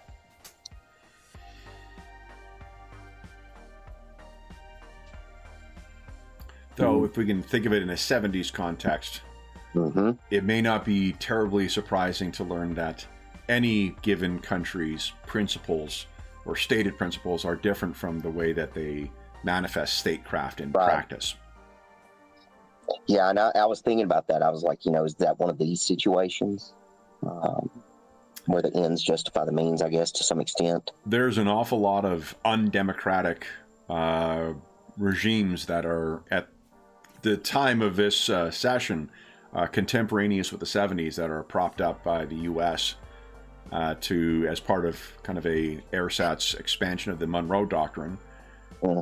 Is it any different to think that the Soviet Union would abandon some of its principles in the interest of power or security? Yeah. We got to find out what the link is between them then. Yeah, we need to find out, and we need to find out what they're actually after. What are they trying to accomplish? Because I still don't think we have a good solid answer for that. That the name Kravinov has come up, that you've got your former, now dead CIA occultist, and you've got a vampire. How do you start putting those pieces together, guys? Oh, should we try to find Kravinov? That's not a bad idea at this point. I'm thinking that's a good lead for us to go investigate. Yeah. Okay. Do you want to do it together, or are you guys splitting up to try and uncover more things or cover more ground? Well, I mean, Blade's got a vested interest in this Kravinov guy because, Gorsh just mentioned him. And if he's looking for him, then it's a way to find that vampire again. So you want to go pursue him while I try and figure out some stuff on this dirt and any other... Wouldn't be a bad idea. Okay. Although, I'm not the nicest of people. But if an intimidation will get me somewhere, I'd be happy to do it. So where are you thinking of following up on Kravinov? And I know Blade's Moon Knight's going to follow up with his contact at the military laboratory. I think I could give my Frank Drake a call, see if he knows anything about this Kravinov guy, if he's involved at all with vampires. If not, was there a neighborhood I could go to that would know things about that? Brighton Beach. So the White Russians, just FYI, White Russians are the emigres who were after the Russian Revolution. Like, forgive me if I'm telling you stuff you already know, but the Russian Revolution wasn't it was done and then it was over. The Russian Revolution led to a Russian Civil War, and the Americans and other Western powers backed a white army as opposed to the Red Army faction, and the White Russians were backed by them. That was nobility and entrenched, other entrenched powers. They were ultimately unsuccessful in our world, and some of those ended up emigrating to different parts of Western Europe and to North America. We have a White Russian community that's actually outside of Calgary, for instance, and it originates from that wave of emigration when those allied with the White Russians as opposed to those who opposed the communists, they came here. So Brighton Beach is another place where Russian and I think Ukrainians as well, but Russians for sure in Brighton Beach, where you guys were, right next to Coney Island. You could look there, Blade. Yeah, sounds like a good idea. Okay. And who do you think your military scientist contact is? Moon Knight? I'm thinking it's probably actually I'm thinking it's probably somebody that's on the faculty at West Point. Okay. Because West Point's near New York. So West Point's in Virginia, isn't it? No, it's in New York. Is it in New York State? Okay. Yes, sir. Okay. Then, yeah, there could be a military scientist there. Yeah, that's what I was thinking. There would be some people on the scientific side, and that would be close enough. Okay. Pretty sure it's not far from New York City. Yeah, and there's also what is it? 3 Mile Island is the 70s as well, right? Yeah. 79. Yeah, so there is actually in for some reason I thought it was Long Island, is Pennsylvania.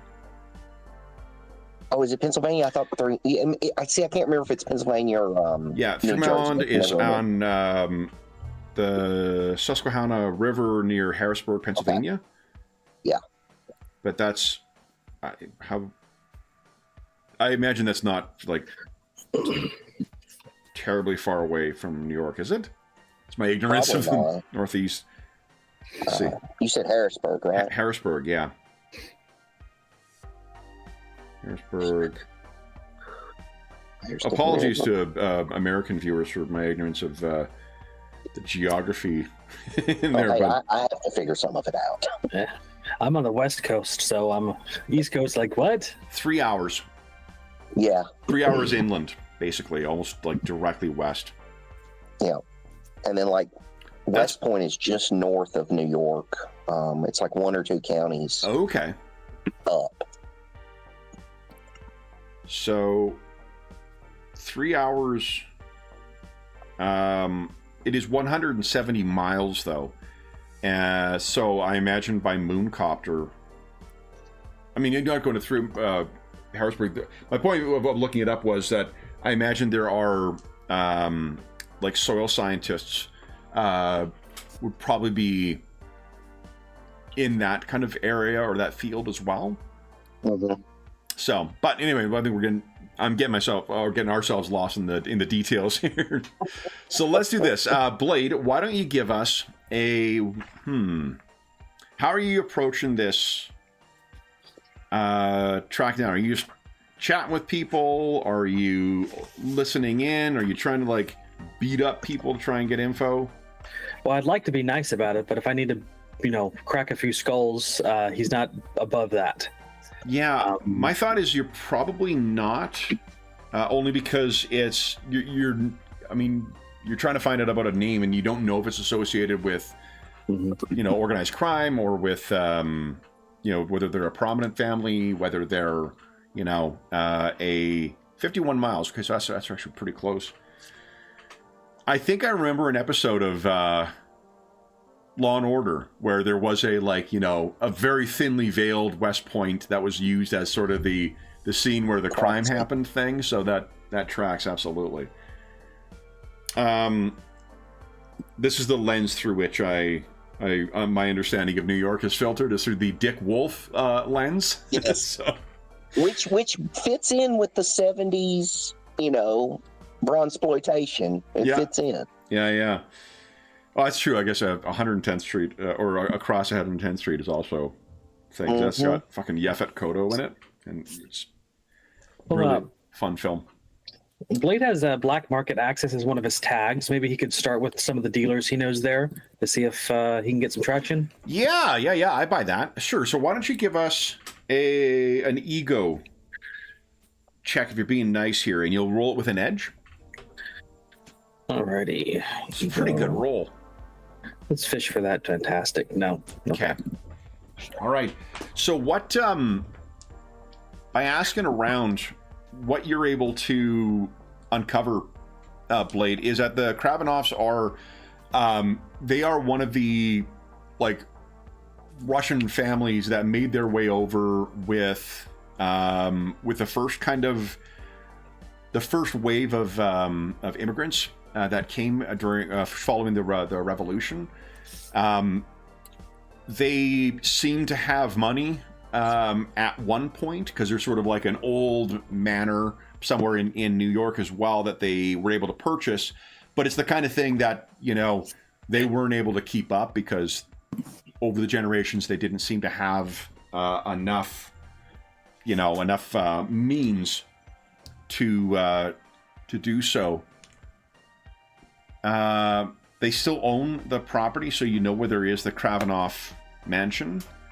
Mm-hmm. But the family has dwindled down to apparently a single scion, Sergei Nikolaevich.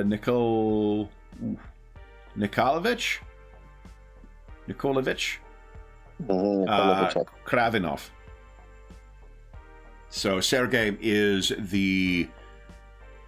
seemingly the last surviving in that line. The thought is when he passes, there will be, though no one really gives a shit that it's going on. Like the Kravinovs are sort of if you happen to talk to older Russians in it, they may speak of it in terms of like it was a better time for it, but it doesn't seem like there's a lot of folks shedding tears over this family losing out. I think that the sense you may get, like some communities, that there may be something more to the story with the Kravinovs than what they are necessarily sharing, for why they're not as widely thought and why they may find themselves in the state they're in right now. Mm-hmm. They're just not sharing it with outsiders, even though they've given you some context. Gotcha.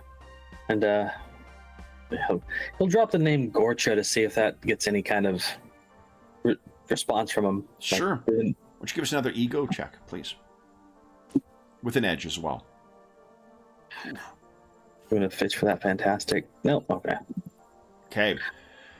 So what you find, especially among those older ones, they all make kind of they wouldn't make the sign of the cross because they're Orthodox, but they sort of say something in Russian that is a like a warding prayer type thing, the kind of thing you would see in like from a Transylvanian peasant in a Bela Lugosi film.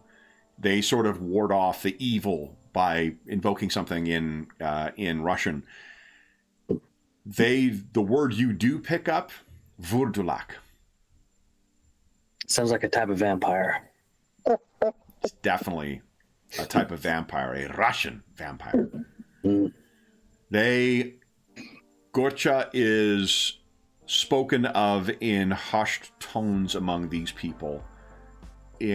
It is not like the most prominent of folklore things. Like it sounds, again, this is my limited understanding of Russian folklore. Baba Yaga seems to have a pretty big presence in artwork and like even like Soviet films and things like that. Baba Yaga is present in that. But this is not like a ubiquitous, all Russians know about this, but the old ones you speak to, the ones who give you some insight into the Kravinov family history, they know about. And it's not Comrade Gorcha. It is, the way they refer to it is as Mr. Gorcha.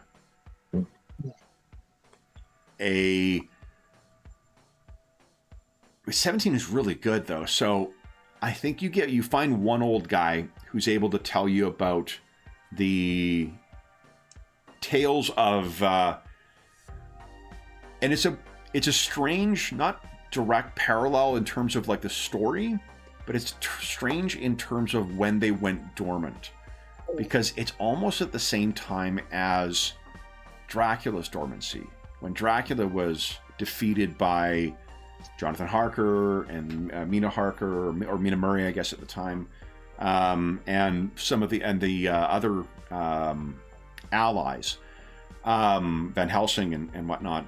The Dracula went into dormancy until Frank Drake accidentally woke him again. Stories you hear about Gorcha is that in the late 19th century, likewise, is when he went into dormancy. But until then, Gorcha kept an extensive family. and the family supported Gorcha. And they were all said to be fiends. And the favored among them would become fiends as well. But it was almost like a, spider at the center of a web of all these going out. And then seemingly something, they say they think it may have been at the request of locals, a Dutch vampire hunter. And that vampire hunter from the Netherlands wiped out Gorcha's family, forcing him into dormancy. Mm-hmm. If he has returned, though, again, the invocation in Russian to keep him away. It's curious, isn't it? 2 ancient vampires seemingly entering dormancy at the same time and both returning at seeming the same time. Yeah, highly suspicious. Should have stayed asleep.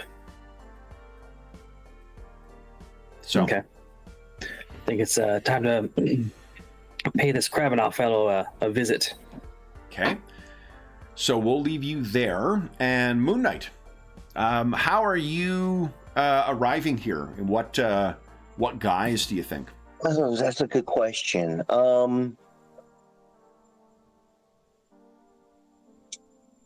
He probably knows this guy probably through the Stephen Grant identity. Probably. Okay. Or the guy knows him through the Stephen Grant identity. Yeah, so Jake Lockley is the cab driver. Right. Mark Spector is the millionaire. Stephen Grant is the mercenary? No. Mark Spector technically is the mercenary. Oh, okay. Stephen Grant's the more...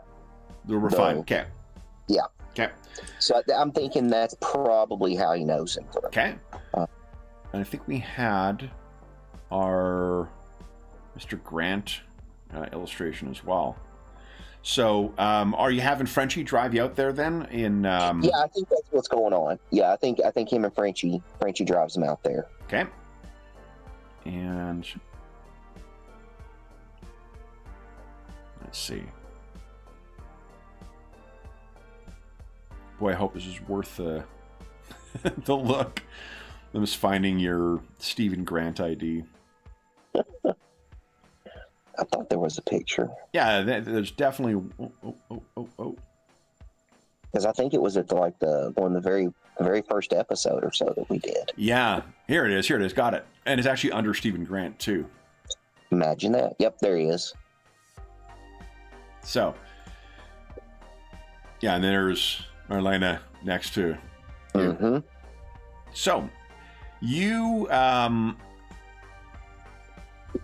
make your way. Your limousine pulls up in front of the science faculty building. Make your way in, and who is the scientist that you're meeting with? Oh, I don't know. Let's see. Oh, this way, man or woman? No, he's a man. He's probably in his 50s. Okay. He's slim. So if he's in his 50s, he's probably a World War I vet or World War II vet then. Yeah. He's a so maybe someone definitely who an archaeologist, geologist type person. But yeah. Okay. Okay, so that's. I think geologist probably more so than archaeologist. Yeah. It's like I said, it's just somewhere in that realm. The reason I was giving that face because I was thinking like this is in the Marvel universe, there is leftover stuff from the Inhumans, from the Deviants, from the Atlanteans, from the Lemurians, from alien races that have visited here, the Kree. So like, you could, in theory, see a military archaeologist, because you're trying to uncover and understand these ancient, devices and stuff. So if that's what you were thinking, that's definitely someone that could do this. But if it's a soil sample you want, it might be a geologist, maybe more useful in those in that sense. And there's probably more hard sciences at the academy anyways. Yeah. So yeah, geology makes sense. Okay. Soil science. Yep. Yeah. Oh God, we should have had it at Empire State University. Right. The Marvel U University. Yep. And one thing just because I'm thinking the timing, this dude, if he's in his 50s, he may be not someone who went directly into school for it. He may have been someone who went on a GI Bill after World War II and became a scientist working through West Point afterwards. So not just an egghead, a kid who went off to war, came back, and also went in. So do you have a name for this person? I do not. Okay. His name is going to be Dr. Sebastian Crook. Okay. I guess Dr. Crook is a little too on the nose, maybe. So let's. That's going to have a very unfortunate development for Sebastian in a couple of issues. Toss an accent on top of it and it should sound fine. Yeah. Okay. So, let's see here. Sebastian, what are we going to make him? How about Sebastian Riley? Works for me. Okay. So, Dr. Riley, you come into the office, to the thing. He is maybe supervising some grad students, talking to them with this. He looks over at you, and what do you think your relationship is with this guy? Is this someone who deals with you? Probably maybe when he was maybe when he was a postdoc or something, maybe something he was doing some research on. Grant maybe funded some of his research. Sure. Grant gave him a grant. Yeah. So I think that's probably the relationship, is just a financial benefactor who's interested in the sciences. Okay. So he looks over and says quickly finishes up with his grad students and comes over. Mr. Grant, what a surprise. Dr. Riley, it's good to see you. I hope everything's going well for you here at the academy. It is. I trust that you received our most recent update for the funders. The project continues, and we expect to see great benefits, particularly with the new equipment that you have, that your generosity in connection with the military benefits, that we should see some results. Unfortunately, we do not have those results as of yet. Was there? Well, I had a question. Say, with soil and sediment and layers and things like that, would you be able to tell the differences, say, geographically by looking at soil, or is all dirt kind of the same dirt? By looking at soil, it is very unlikely we would be able to identify where it came from. However, your generosity did allow us to purchase a industrial mass spectrometer, for which I receive many YouTube ads for an inexplicable fucking reason. I had those for a run. Yeah, so weird, right? Like, I haven't seen it forever, but I remember there was a time period. Yeah, I had two, and I thought it was a hallucination first, and I got a second one. I managed to get it on camera because I was telling my son about it. I'm like, what did I click on to get a targeted ad for industrial mass spectrometer? Yeah, so weird. But anyway, the what he says is that this is precisely, there may be some exotic elements that we could identify in the soil that may assist in narrowing down where the location is. Did you have a sample that you were hoping to? Yes. Let's see. I'm trying to think. I guess he would probably. I don't know how big a thing Ziploc bags were then, but definitely he probably has got a glass. I think that vial. Predates. Yeah, that's definitely like a glass jar or something with a mason jar. A glass jar or something. Yeah. I don't know about the invention of it. I don't remember us using Ziploc bags until late 80s at least. I definitely remember them in the 80s. Yeah. But 70s, I'm not 100% sold on. Was it Tupperware back then? Tupperware was just really a big thing at that point. Yeah, it was more like late 70s, early 80s kind of thing, from what I remember. Because that was also like Tupperware parties were a big thing when my mom, when I was a kid. But there's a supplement or a source book that Green Ronin put out years ago called Damnation Decade. That's all just about it's the 70s. It's every disaster or dystopian 70s film all put into one, kind of source book. It might be worth picking that up just to have a kind of like, this is the 70s. Reference, for the 70s. For this particular campaign. Because we can keep looking shit up on Wikipedia, I guess, but having one source to reference would be helpful as well, just to situate myself. But what? So you've got a mason jar full of stuff, and of course, it will take several hours to get the results. Is there somewhere you would like us to send the results, or would you prefer to wait?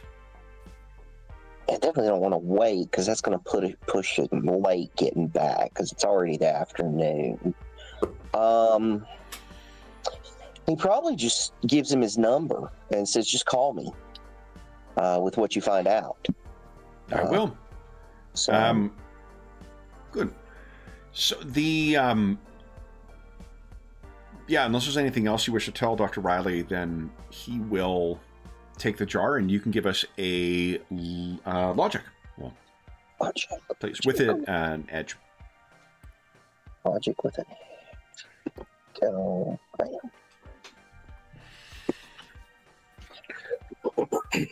Hmm. 17. It's pretty good. Okay. So, what is that? Okay, it is adding. I was just saying, is it adding your stat to that? But it is. Okay. Mm-hmm. Yeah. What and are you rolling you're rolling the non-combat score, right? Yeah, I clicked on the little non-combat one. Okay, great. And re-rolled. Okay, good. Mm-hmm. So you leave it with him and you head back home. Did you guys have, I don't remember you talking about this, but did you have a plan for reconvening in the evening or anything like that? Yeah, we may not have hammered that out as well. Surely we would have. I'm sure your characters would have. Yeah, just we didn't talk about that. Yeah. Are you guys meeting back up at Spectre Manor in... Probably the best place to do so. Yeah, it probably is, especially as I'm planning on receiving a phone call soon, hopefully. Okay. So you're about ready for, getting yourself ready for dinner. Frenchie is in the kitchen making dinner. Are we eating for 3?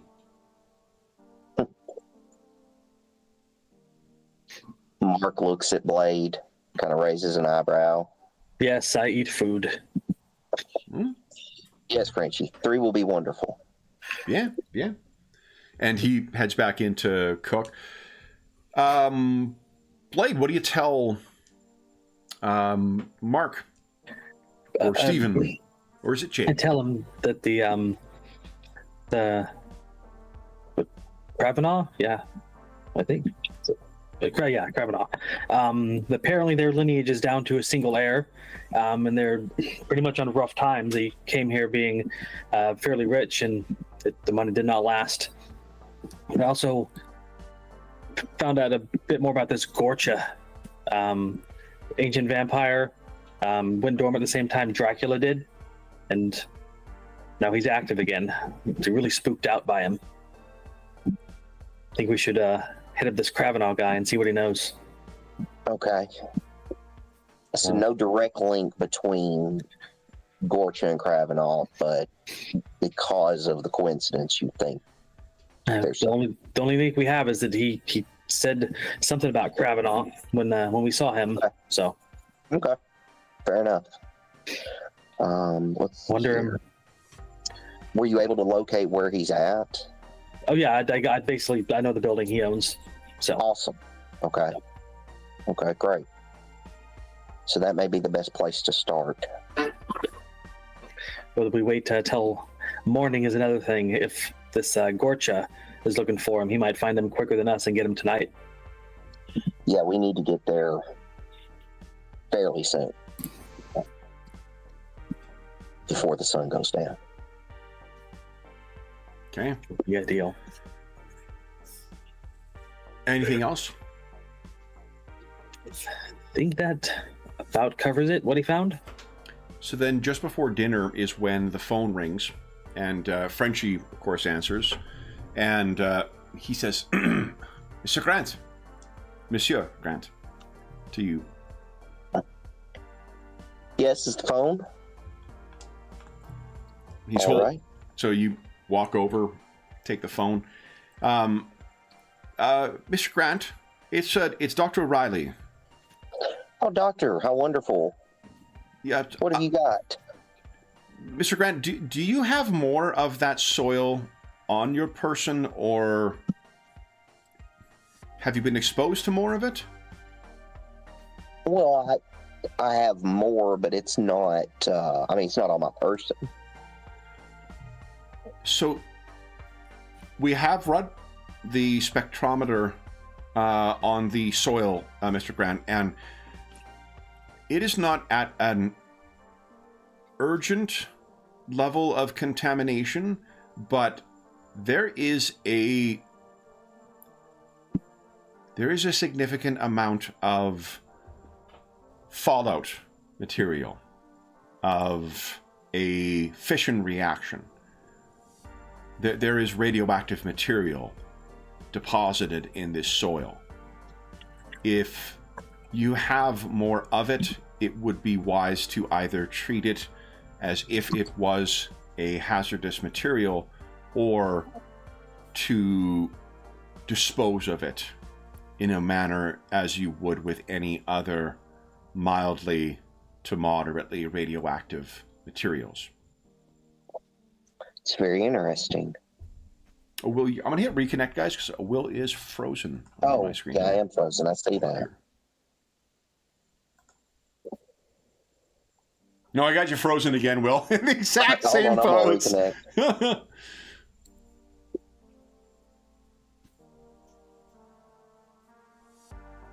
Well, I see you guys, but I don't see me. No, I see Carcosa is once again Let Carcosa. me go back over here. Because we played with this last time. Yeah, we did last time. Was it? It's so crazy. It's just like, it's after, I don't know, 2 hours. No, and then it just bats it. Yeah, weird. Maybe, I think last time, wasn't it the refreshing the browser was what ended up helping? Yeah, that may have been what it was. Let me go ahead and do that. Yeah, just make sure if you're gonna, you're refreshing this tab, I suppose, not the whole browser, so. Not gonna lose you in the thing. Okay, so there's Carcosa once again. Let's see, did we lose? No, Will's still in the meet. Yeah. Yeah. Mm-hmm.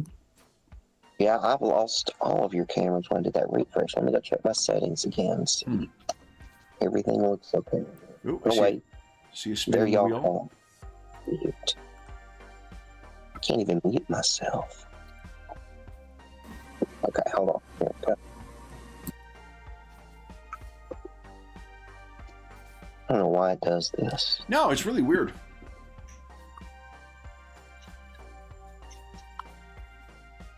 Well, it doesn't really matter for the. Like, we ideal to have your camera function. Yeah. Doesn't prevent us from playing. I think it has come back on its own before, if I remember. Mm-hmm. So, our efforts may be all for for naught. But yeah. What? So you were saying it sounds interesting. I unfortunately cannot tell you more, Mr. Grant, about the location, other than, if I were to guess, this was near where a fissible, the detonation of fissile? I don't know. Visible. A nuclear bomb, I would say. A nuclear detonation occurred. This is contaminated with fallout. And not of the sort that would come from a contamination of the disposal of materials. It is distributed throughout, and it is of a very specific radiological signature. So not from a reactor, but from a weapons deployment. Correct. Either the use... you did not happen to secure this from Nagasaki or Hiroshima or Nevada? Not that I'm aware of. My strongest indication is it's somewhere in the Eurasian continent. Then we know that there were several... The seismographic testing has confirmed that the Soviets have... He's actually in his 50s. The Ruskies have... Well, you're back. There it is.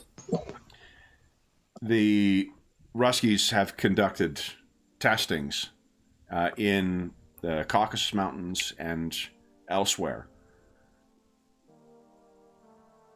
That could be the same and would be consistent with this. Okay, well, that's a lot more than I had to work with to begin with. I appreciate the assistance, Doctor. If you need assistance in disposing of the rest of the materials, we will be happy to do so. I trust that you do not require the sample that was provided to me any longer. No. No, you can dispose of that in the appropriate manner.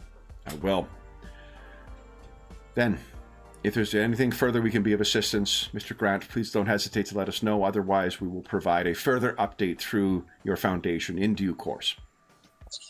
Sounds good, Doctor. Thank you so much for your help. Happy to be of assistance. Hangs up. Yep. So.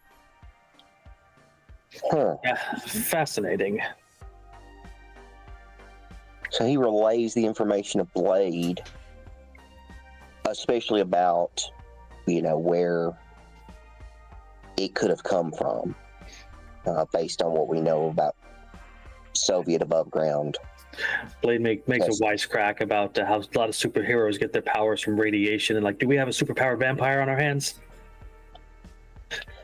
The last thing we need is radioactive vampires. That's for the 80s. Vampires are just corpses, and corpses keep radiation within it too. So, yeah, they don't have the renewing system to expel it and renew their bodies. So it's like, no wonder his mind whammy was so strong. Now that is a possibility, I would think. Yeah, you think blowing up these bombs woke him up? Could have just dislodged wherever his burial place was. No. See, the CIA was involved in this? I suspect they are. The FBI seems to have put the kibosh on surveillance of the locations we've been to already. So it seems like there is somebody who has a vested interest in keeping at least the NYPD out of their crosshairs.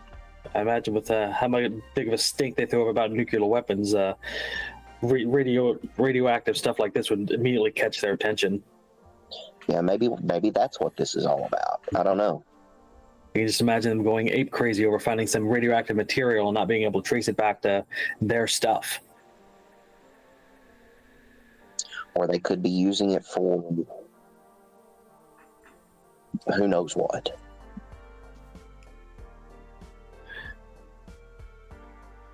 Well, those are problems higher in my pay grade to go see what Kavanaugh knows. Kavanaugh. Yep. Yeah, let's go to Kavanaugh. The sun's still up. Okay. Well, I think by the time you get back and by the time you have dinner, it's summer, so it would be a couple of hours of daylight still. We said it was summer, right? Yeah, I think so. I thought we did before, yeah. So yeah. I know that's going against my typical "it's always winter" yes. bent, but summer in New York City is so much better for crime. And for getting around. Although there's that, there's a good, was it the Cry of the Wendigo? It's not like the Wendigo, Wendigo, thing from Hulk. But there's that issue of Spider-Man where he's trying to get around, and it's him in a blizzard in New York City. It's a fucking great looking issue. Some of that. I'm probably wrong about this, but I think Charles Vess actually might do the art in that issue. Oh, yeah? Yeah, which so it's a really gorgeous looking. You might just do the covers. Now that I think of it, because I don't think he does interior or did ever do interior art, but I remember it being cool. But in any event, so what's the plan for going to the Kravinoff mansion? I definitely think I'm going to suit up. I mean, this is because we don't know what's going to happen. I think I'm going to knock real loud. I know you go. Sorry, if you're going while the sun is up, that is with not being under the gaze of Khonshu. So Moon Knight will be less powerful in daylight than he would be at night. I hate to not be ready when night comes. Ooh. I mean, because there's no reason for him to talk to Mark Spector. But he might talk to Moon Knight. Is there, this is just asking Moon Knight, so is there a ritual you perform to get all suited up, or you just put the thing on, or how long does it take you? Well, I can put the suit on, but it's under the light of the moon that I truly shine. That's why I don't mess with mystic nonsense. Too many if-thens and just... I suppose we can wait, but maybe get there before the sun sets so that we're sure we beat whatever's coming. Yeah, and we still haven't really surveilled the building, have we? Did you go to the building? I've not. Yeah, so I mean, that would be something to do, would be to surveil the building. What's the height? What's the condition? Are there bars on the windows, etc.? It's a pretty well-known building, but it's been owned for, what, at least 2 generations by this family? Yeah. They've been here a bit. Yeah, by the 70s for sure. Maybe even 3. Okay. Yeah. Yeah. The revolution being the turn of the century. Yeah. So, what is the plan then? Are you taking the mooncopter? Are you guys traveling by vehicle? I was going to say, do you want to travel separate like we have been? Or do you want to ride with me? Does a mooncopter go invisible, or is it just really, really silent? Yeah, it's really silent. It doesn't have any actual... and I don't think it ever had any real stealth technology other than the battles. Nice, yeah. So nighttime would probably be a better time to bring the mooncopter out. Yeah. I mean, there's room on the bike for 2. You just have to hold on. Or do you want a Frenchie? And he looks at the butler and says, to drive us.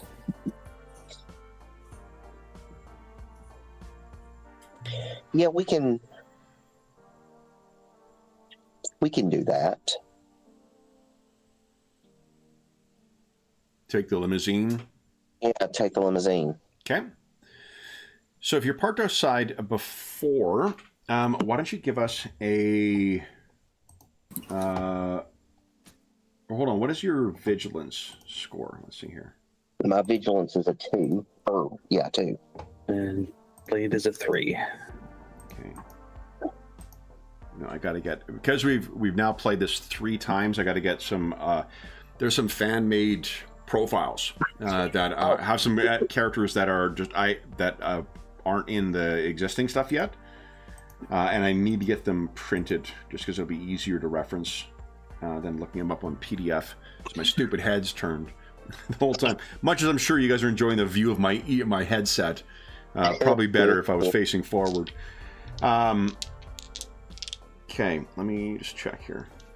I thought you were keeping up on your fantasy football league over there. I've assiduously refused to participate in any of those things. No, just because of lack of interest. I don't really give a shit about organized sports. It's not my thing. Yeah, I did it one year and it was fun. I did it with my brother-in-law and some people he knew. Like if you're involved with it, this is a non sequitur, but I'll tell you, like I got my mentor at work. He is a huge baseball fan, and I've never really understood the appeal to baseball until I watched the Ken Burns documentary. You know, and like the opening lines of it when it's saying like this is a game of ghosts, and every time someone takes the field, it's not just in the context of that game, it's all the history and all the stats and all the other things that come before. I get that. Like I get that there's a lot to engage with and a lot to think about and talk about and whatnot. So it's still not for me, but I understand the appeal of it, and I understand how it can kind of get in people's blood. And it's also one of those things that's, it's going to outlast you too. So like you're also in a way seeing a sport and a specific thing that's going to be at a snapshot in time, and it'll pass on to, your kids or whoever else is going to. Well, that's like, I mean, like people that I watched playing college ball are now coaching in the NFL. Yeah.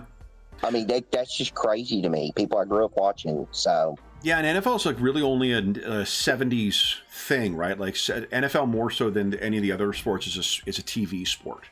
That really, that's where it came into its own, was at the height of kind of, TV's strength. And then now, like you say, you got generational folks who are involved with this, with the game. So it's interesting.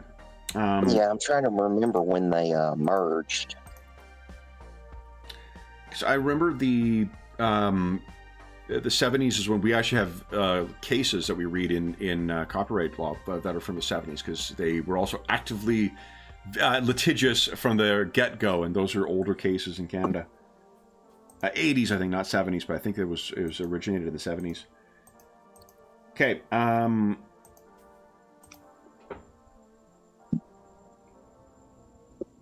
Yeah. Go ahead and give us your vigilance checks for each of you guys. I think you'll have them with edge as well. There we go. It's a nice roll. I am. Okay. Perceptive. So, you guys tell us where your picture. Let me see if I can. I don't think I have an illustration for kind of New York mansion style place, but let me hold on. I may have spoken too soon. Let's see here. Scroll up. Here we go.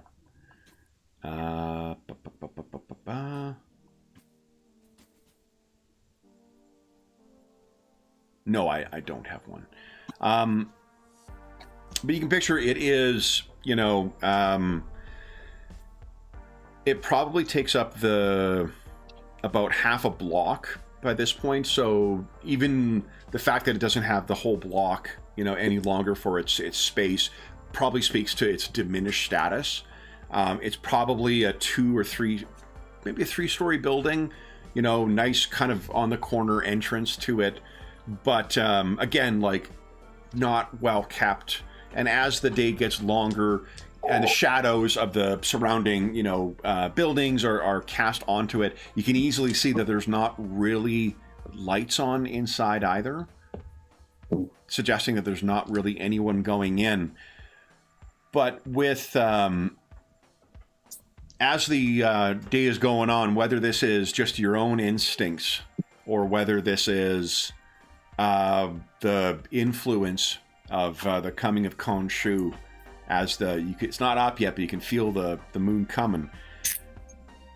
Mark, there are people in there. You just feel it in a sixth sense kind of way. Mm-hmm. Somebody's in there in the dark. So you guys that manifests probably, let's say, like an hour before sunset.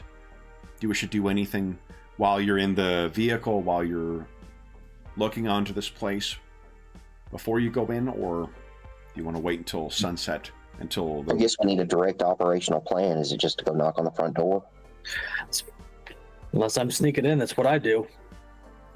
Okay. I think with what you see with the light, especially as it goes down, This is a blackened building. Like, you can absolutely do that and walk up and knock on the door.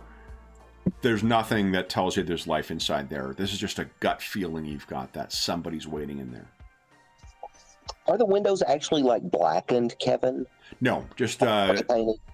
It's just a matter of there are no lights inside. So as the shadows fall and like that reflection, when the last of the last of the light kind of goes away, it's just blackness in there. Gotcha. There's somebody in there. Take your word for it. When would you like to knock on the door, if that's the plan? Yeah, soon. You want to go do it now? Yeah, I mean, really shouldn't go in there unless it's pressing until you're fully suited up. But yeah, there's like nobody answers. We can just sneak around and get inside. Yeah, I feel like, I don't know, I feel like that's going to set it off antagonistically if we kind of sneak in. And I think that's a great idea. Somebody is up. Holy smokes. Goober. Yep, there she is. Hey, who are you yelling at? Yeah? Oh, shit. Our neighbors. So then, I'm sorry, Anna Banana's barking distracted me. Are you guys just walking up in costume and knocking on the door? Or... So is that yes or? John? Well, Blade's gonna go knock up and dressed in however he is. Okay. So whether Moon Knight's wearing his cape or not, that's up to him. Yeah. What do you think, Moon Knight?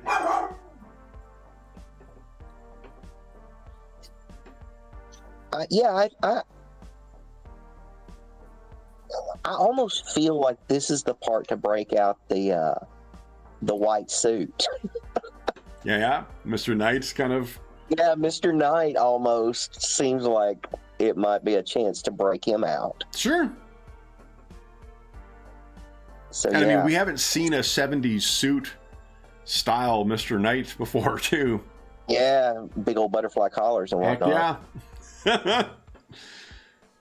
And the big ties. Yeah. So if that's what you want to do is in the Mr. Knight, kind of version of your costume, the two of you step out. And I think you get some looks from folks on the street as you're going up, because this is sort of like a declining area, but there's probably a lot of folks of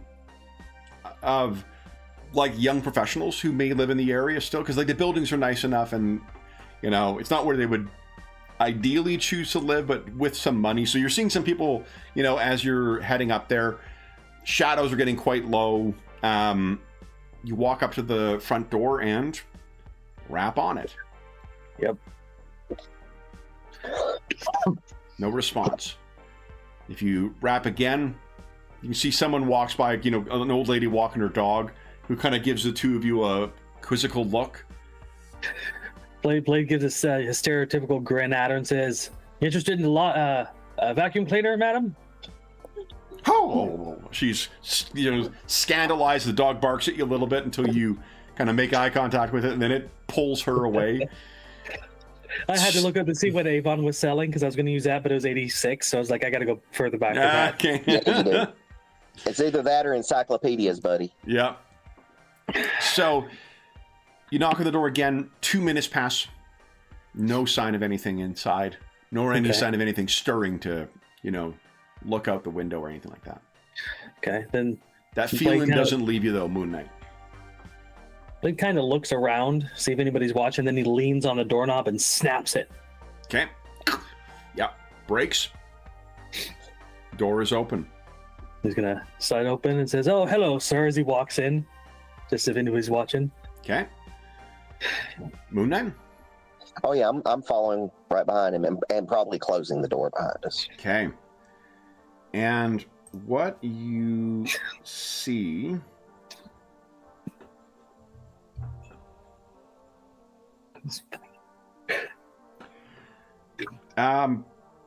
both of you can feel this, that there is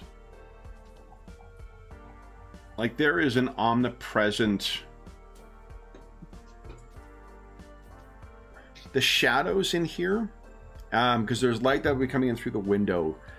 It's almost like the inside of this building is strangling the light, because it casts in and it does not go as far as you think. Spooky. Do you want to turn a light on in here, or do you want to... Yeah, I mean, just to keep up the play, he's gonna flick on a light, because you're selling vacuum cleaners and there's no lights on in the house. They're not gonna buy it. So you turn the light on, and are you closing the door behind you?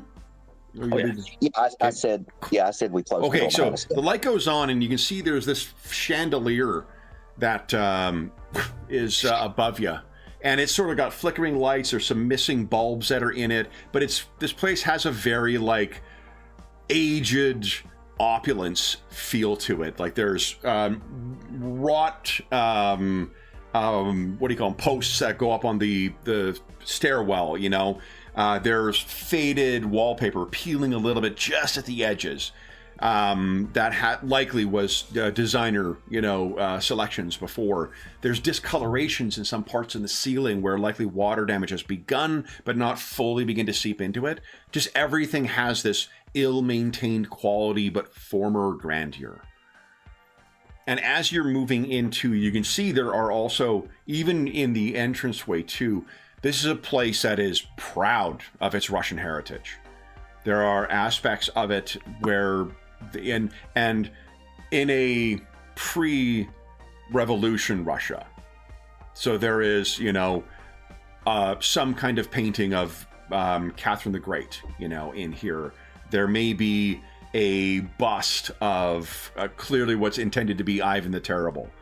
In the salon, as you step in, there's that replica of that famous painting of Ivan the Terrible and his murdered son in his hands, where his madness has drove him to do so. This has the most Russian tragic military. This is the most, what do you call it? Who's the playwright? I'm thinking Chekhov. Chekhov is he Russian? I think he's Russian. Is it Dostoevsky I'm thinking of? I was fixing to say, when you said that, Dostoevsky I know is Russian. Yeah, Chekhov might have been... I want to say he was Scandinavian. No, it says Russian. Is he Russian as well? Yeah. Yeah, he was Russian. I was thinking he was like one of the countries around, is what I was thinking. But I see. He was Russian. Instead of, it says Russian, as well. Nope.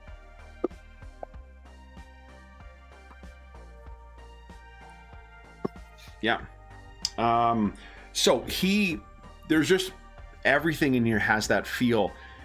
And if you're going in, you're turning things on, the lights in here also have that distinctive yellow quality for old bulbs. It doesn't have the more incandescent bright whiteness of more modern things. Everything in here has that, and the yellowing of the lamp shades that are on here too likewise adds this kind of sepia quality to the lighting in here. The smell is of mothballs and dust.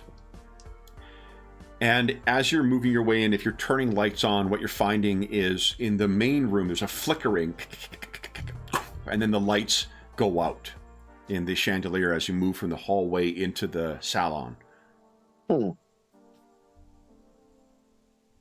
Spooky. What are you guys doing? Suppose we're going to be searching this place then, right? Because Krevenov's supposed to be here. Yeah. I think you guys can hear from somewhere upstairs. There's the creaking of old boards has betrayed something moving upstairs. Oh. And from the shifting of weight, both of you rolled quite well on your vigilance check. It's something heavy. Yeah, you're feeling the gaze yet, or gonna hold off going upstairs? Yeah, let's go. Okay. And, Blade will take the lead because he's not quite sure about his friend yet if he's fully powered up. But okay. So if you make your way upstairs, what you find, which is curious, Moon Knight, you just feel something in your gut is unsettling, and you kind of turn back and you see that the shadows where you move back into the main room, where that burned out thing is, it's not that it flickered out, it's that the light was just not giving off light. It was in blackness. And when you guys move back in, that sort of retreats until you start making your way up the stairs, and you can see it's almost like the main floor is shrouded in blackness behind you, like a filling water level in a flooded house. To the point where you reach the second floor, it seems as if the entire first floor is shrouded in this umbral gloom. Is it causing any, is it hard for either one of us to see?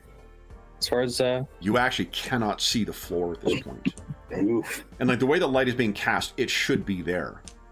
Yeah. You can hear again the creaking in the wood, maybe about 2-3 doors down. So you deal with a lot of this supernatural haunted bullshit? Some, mainly werewolves. Just like the stick of the vampires. This ghost stuff is freaking me out. And he kind of pops his katana out just a little bit so the blade's visible, and he's walking down the hallway. So you've got your katana out, and you begin. Are you taking the lead then? And Moon Knight is behind? Yeah, I would assume until he's like fully souped up with his moon powers that Blade's probably the best person to be in the front. Okay. You'll feel when Khonshu is looking down on you, Moon Knight. You're moving towards, and then what you hear... What the There's like a...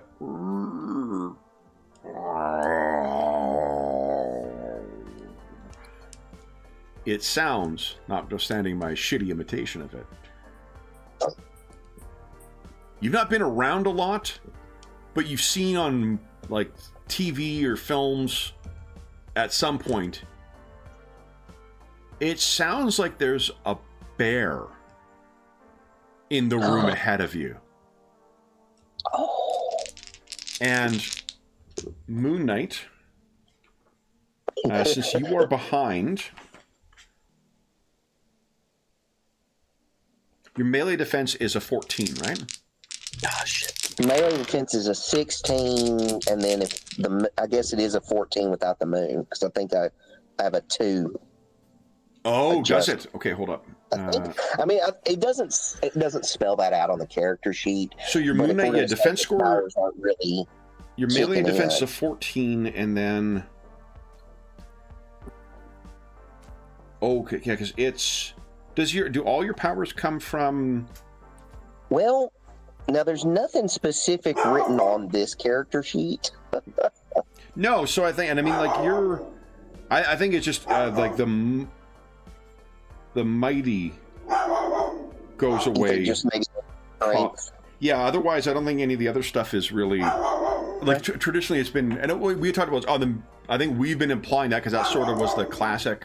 70s style. Old school. Mm-hmm. Yeah, so then really it's just, we'll say the mighty is it's gone, all right, honey. Anna's very worried for Blade and Moon Knight. Okay, so 14 is what I'm rolling against. And I got an edge on this. That's not good. Okay. Oh, yeah, I done got this figured out. That's so cool. As soon as you said bear, I knew. It's one of the fun things about playing with comic fans is those Easter eggs pay off. Yeah. What happens, Moon Knight, is through the banisters of your the top. You can picture the banister goes up and then it goes around, and through one of those ornate banisters at the top, Blade has started to move forward. He's paused just for a second when he heard the sound of a bear ahead of him, and it's through the top rail banisters, a single tendril of blackness comes and has grabbed hold of your leg,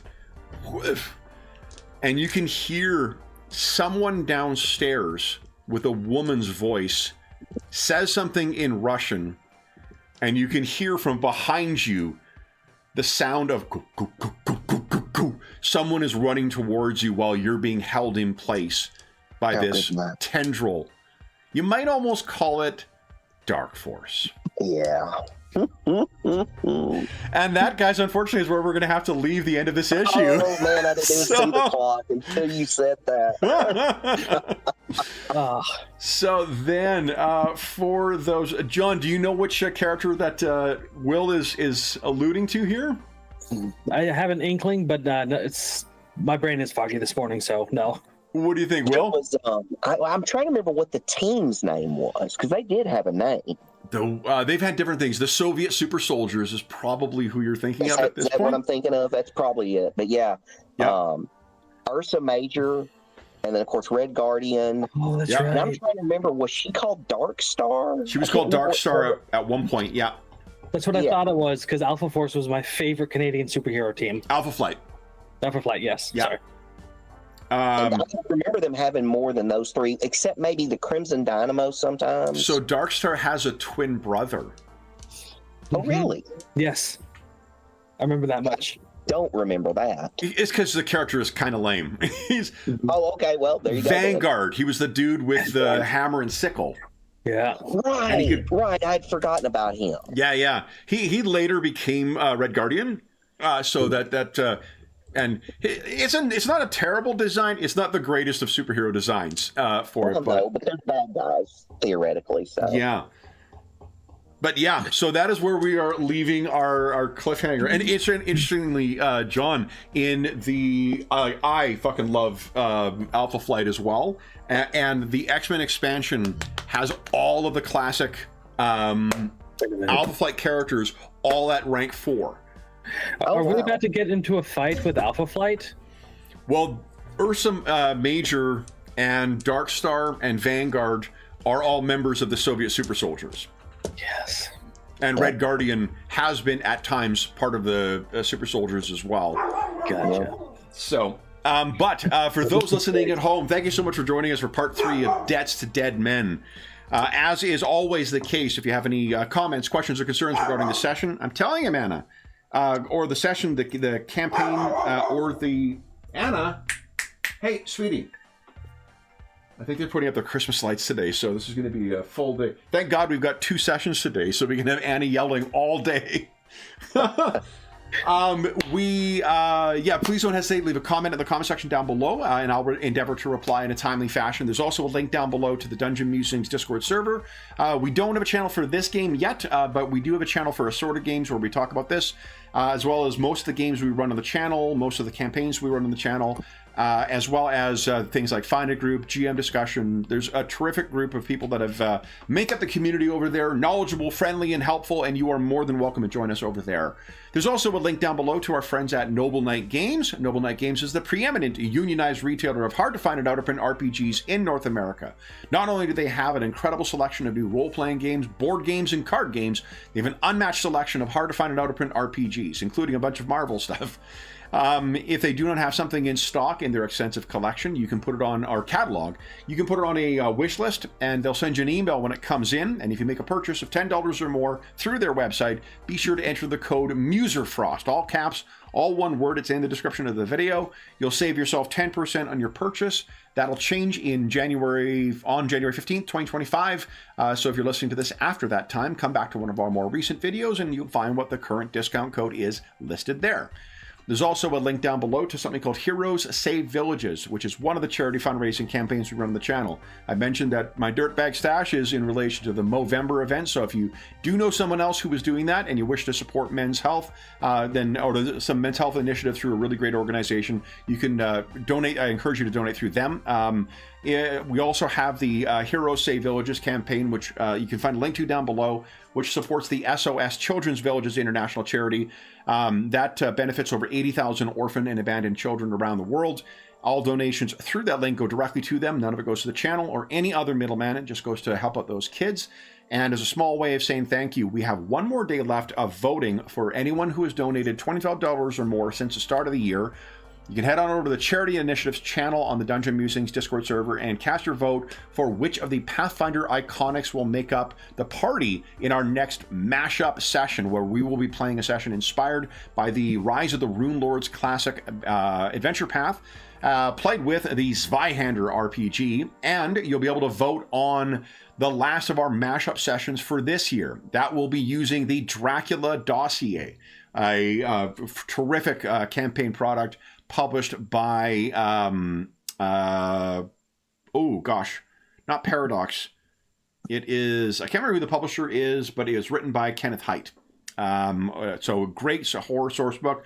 We'll have 4 games that will be on offer for you to vote on for what we're going to mash that game up with. It was originally published for Night's Black Agents, but we'll be running with something else. Boy, with all this talk of Dracula, guys, sure would be an interesting mashup of Dracula Dossier with Marvel Multiverse, hey? And so you'll be able to vote on that as well as some other aspect of it too. So again, all donations go directly to SOS Children's Villages International. None of it goes to the channel, so that's just a way of saying thank you to our generous donors. Speaking of great people, the last thing I will say is a huge thank you to John and Will for joining me back in Bronze Earth. Oh, what were we calling it? Bronzeploitation. The Marvel Bronzeploitation. And so really fun. This game, I'm warming more to it every time we run it. This is a really, really fucking cool game. Yes. Then we'll be back we'll be back either in, Bronzeploitation, Marvel New York City, or the Mortal Realms, or elsewhere in 2 weeks' time. But until then, we hope that we gave you a few hours to take your mind off the troubles of our world and think about the troubles that our Bronzeploitation heroes are uncovering. You're kind of a quasi Midnight Suns already, guys.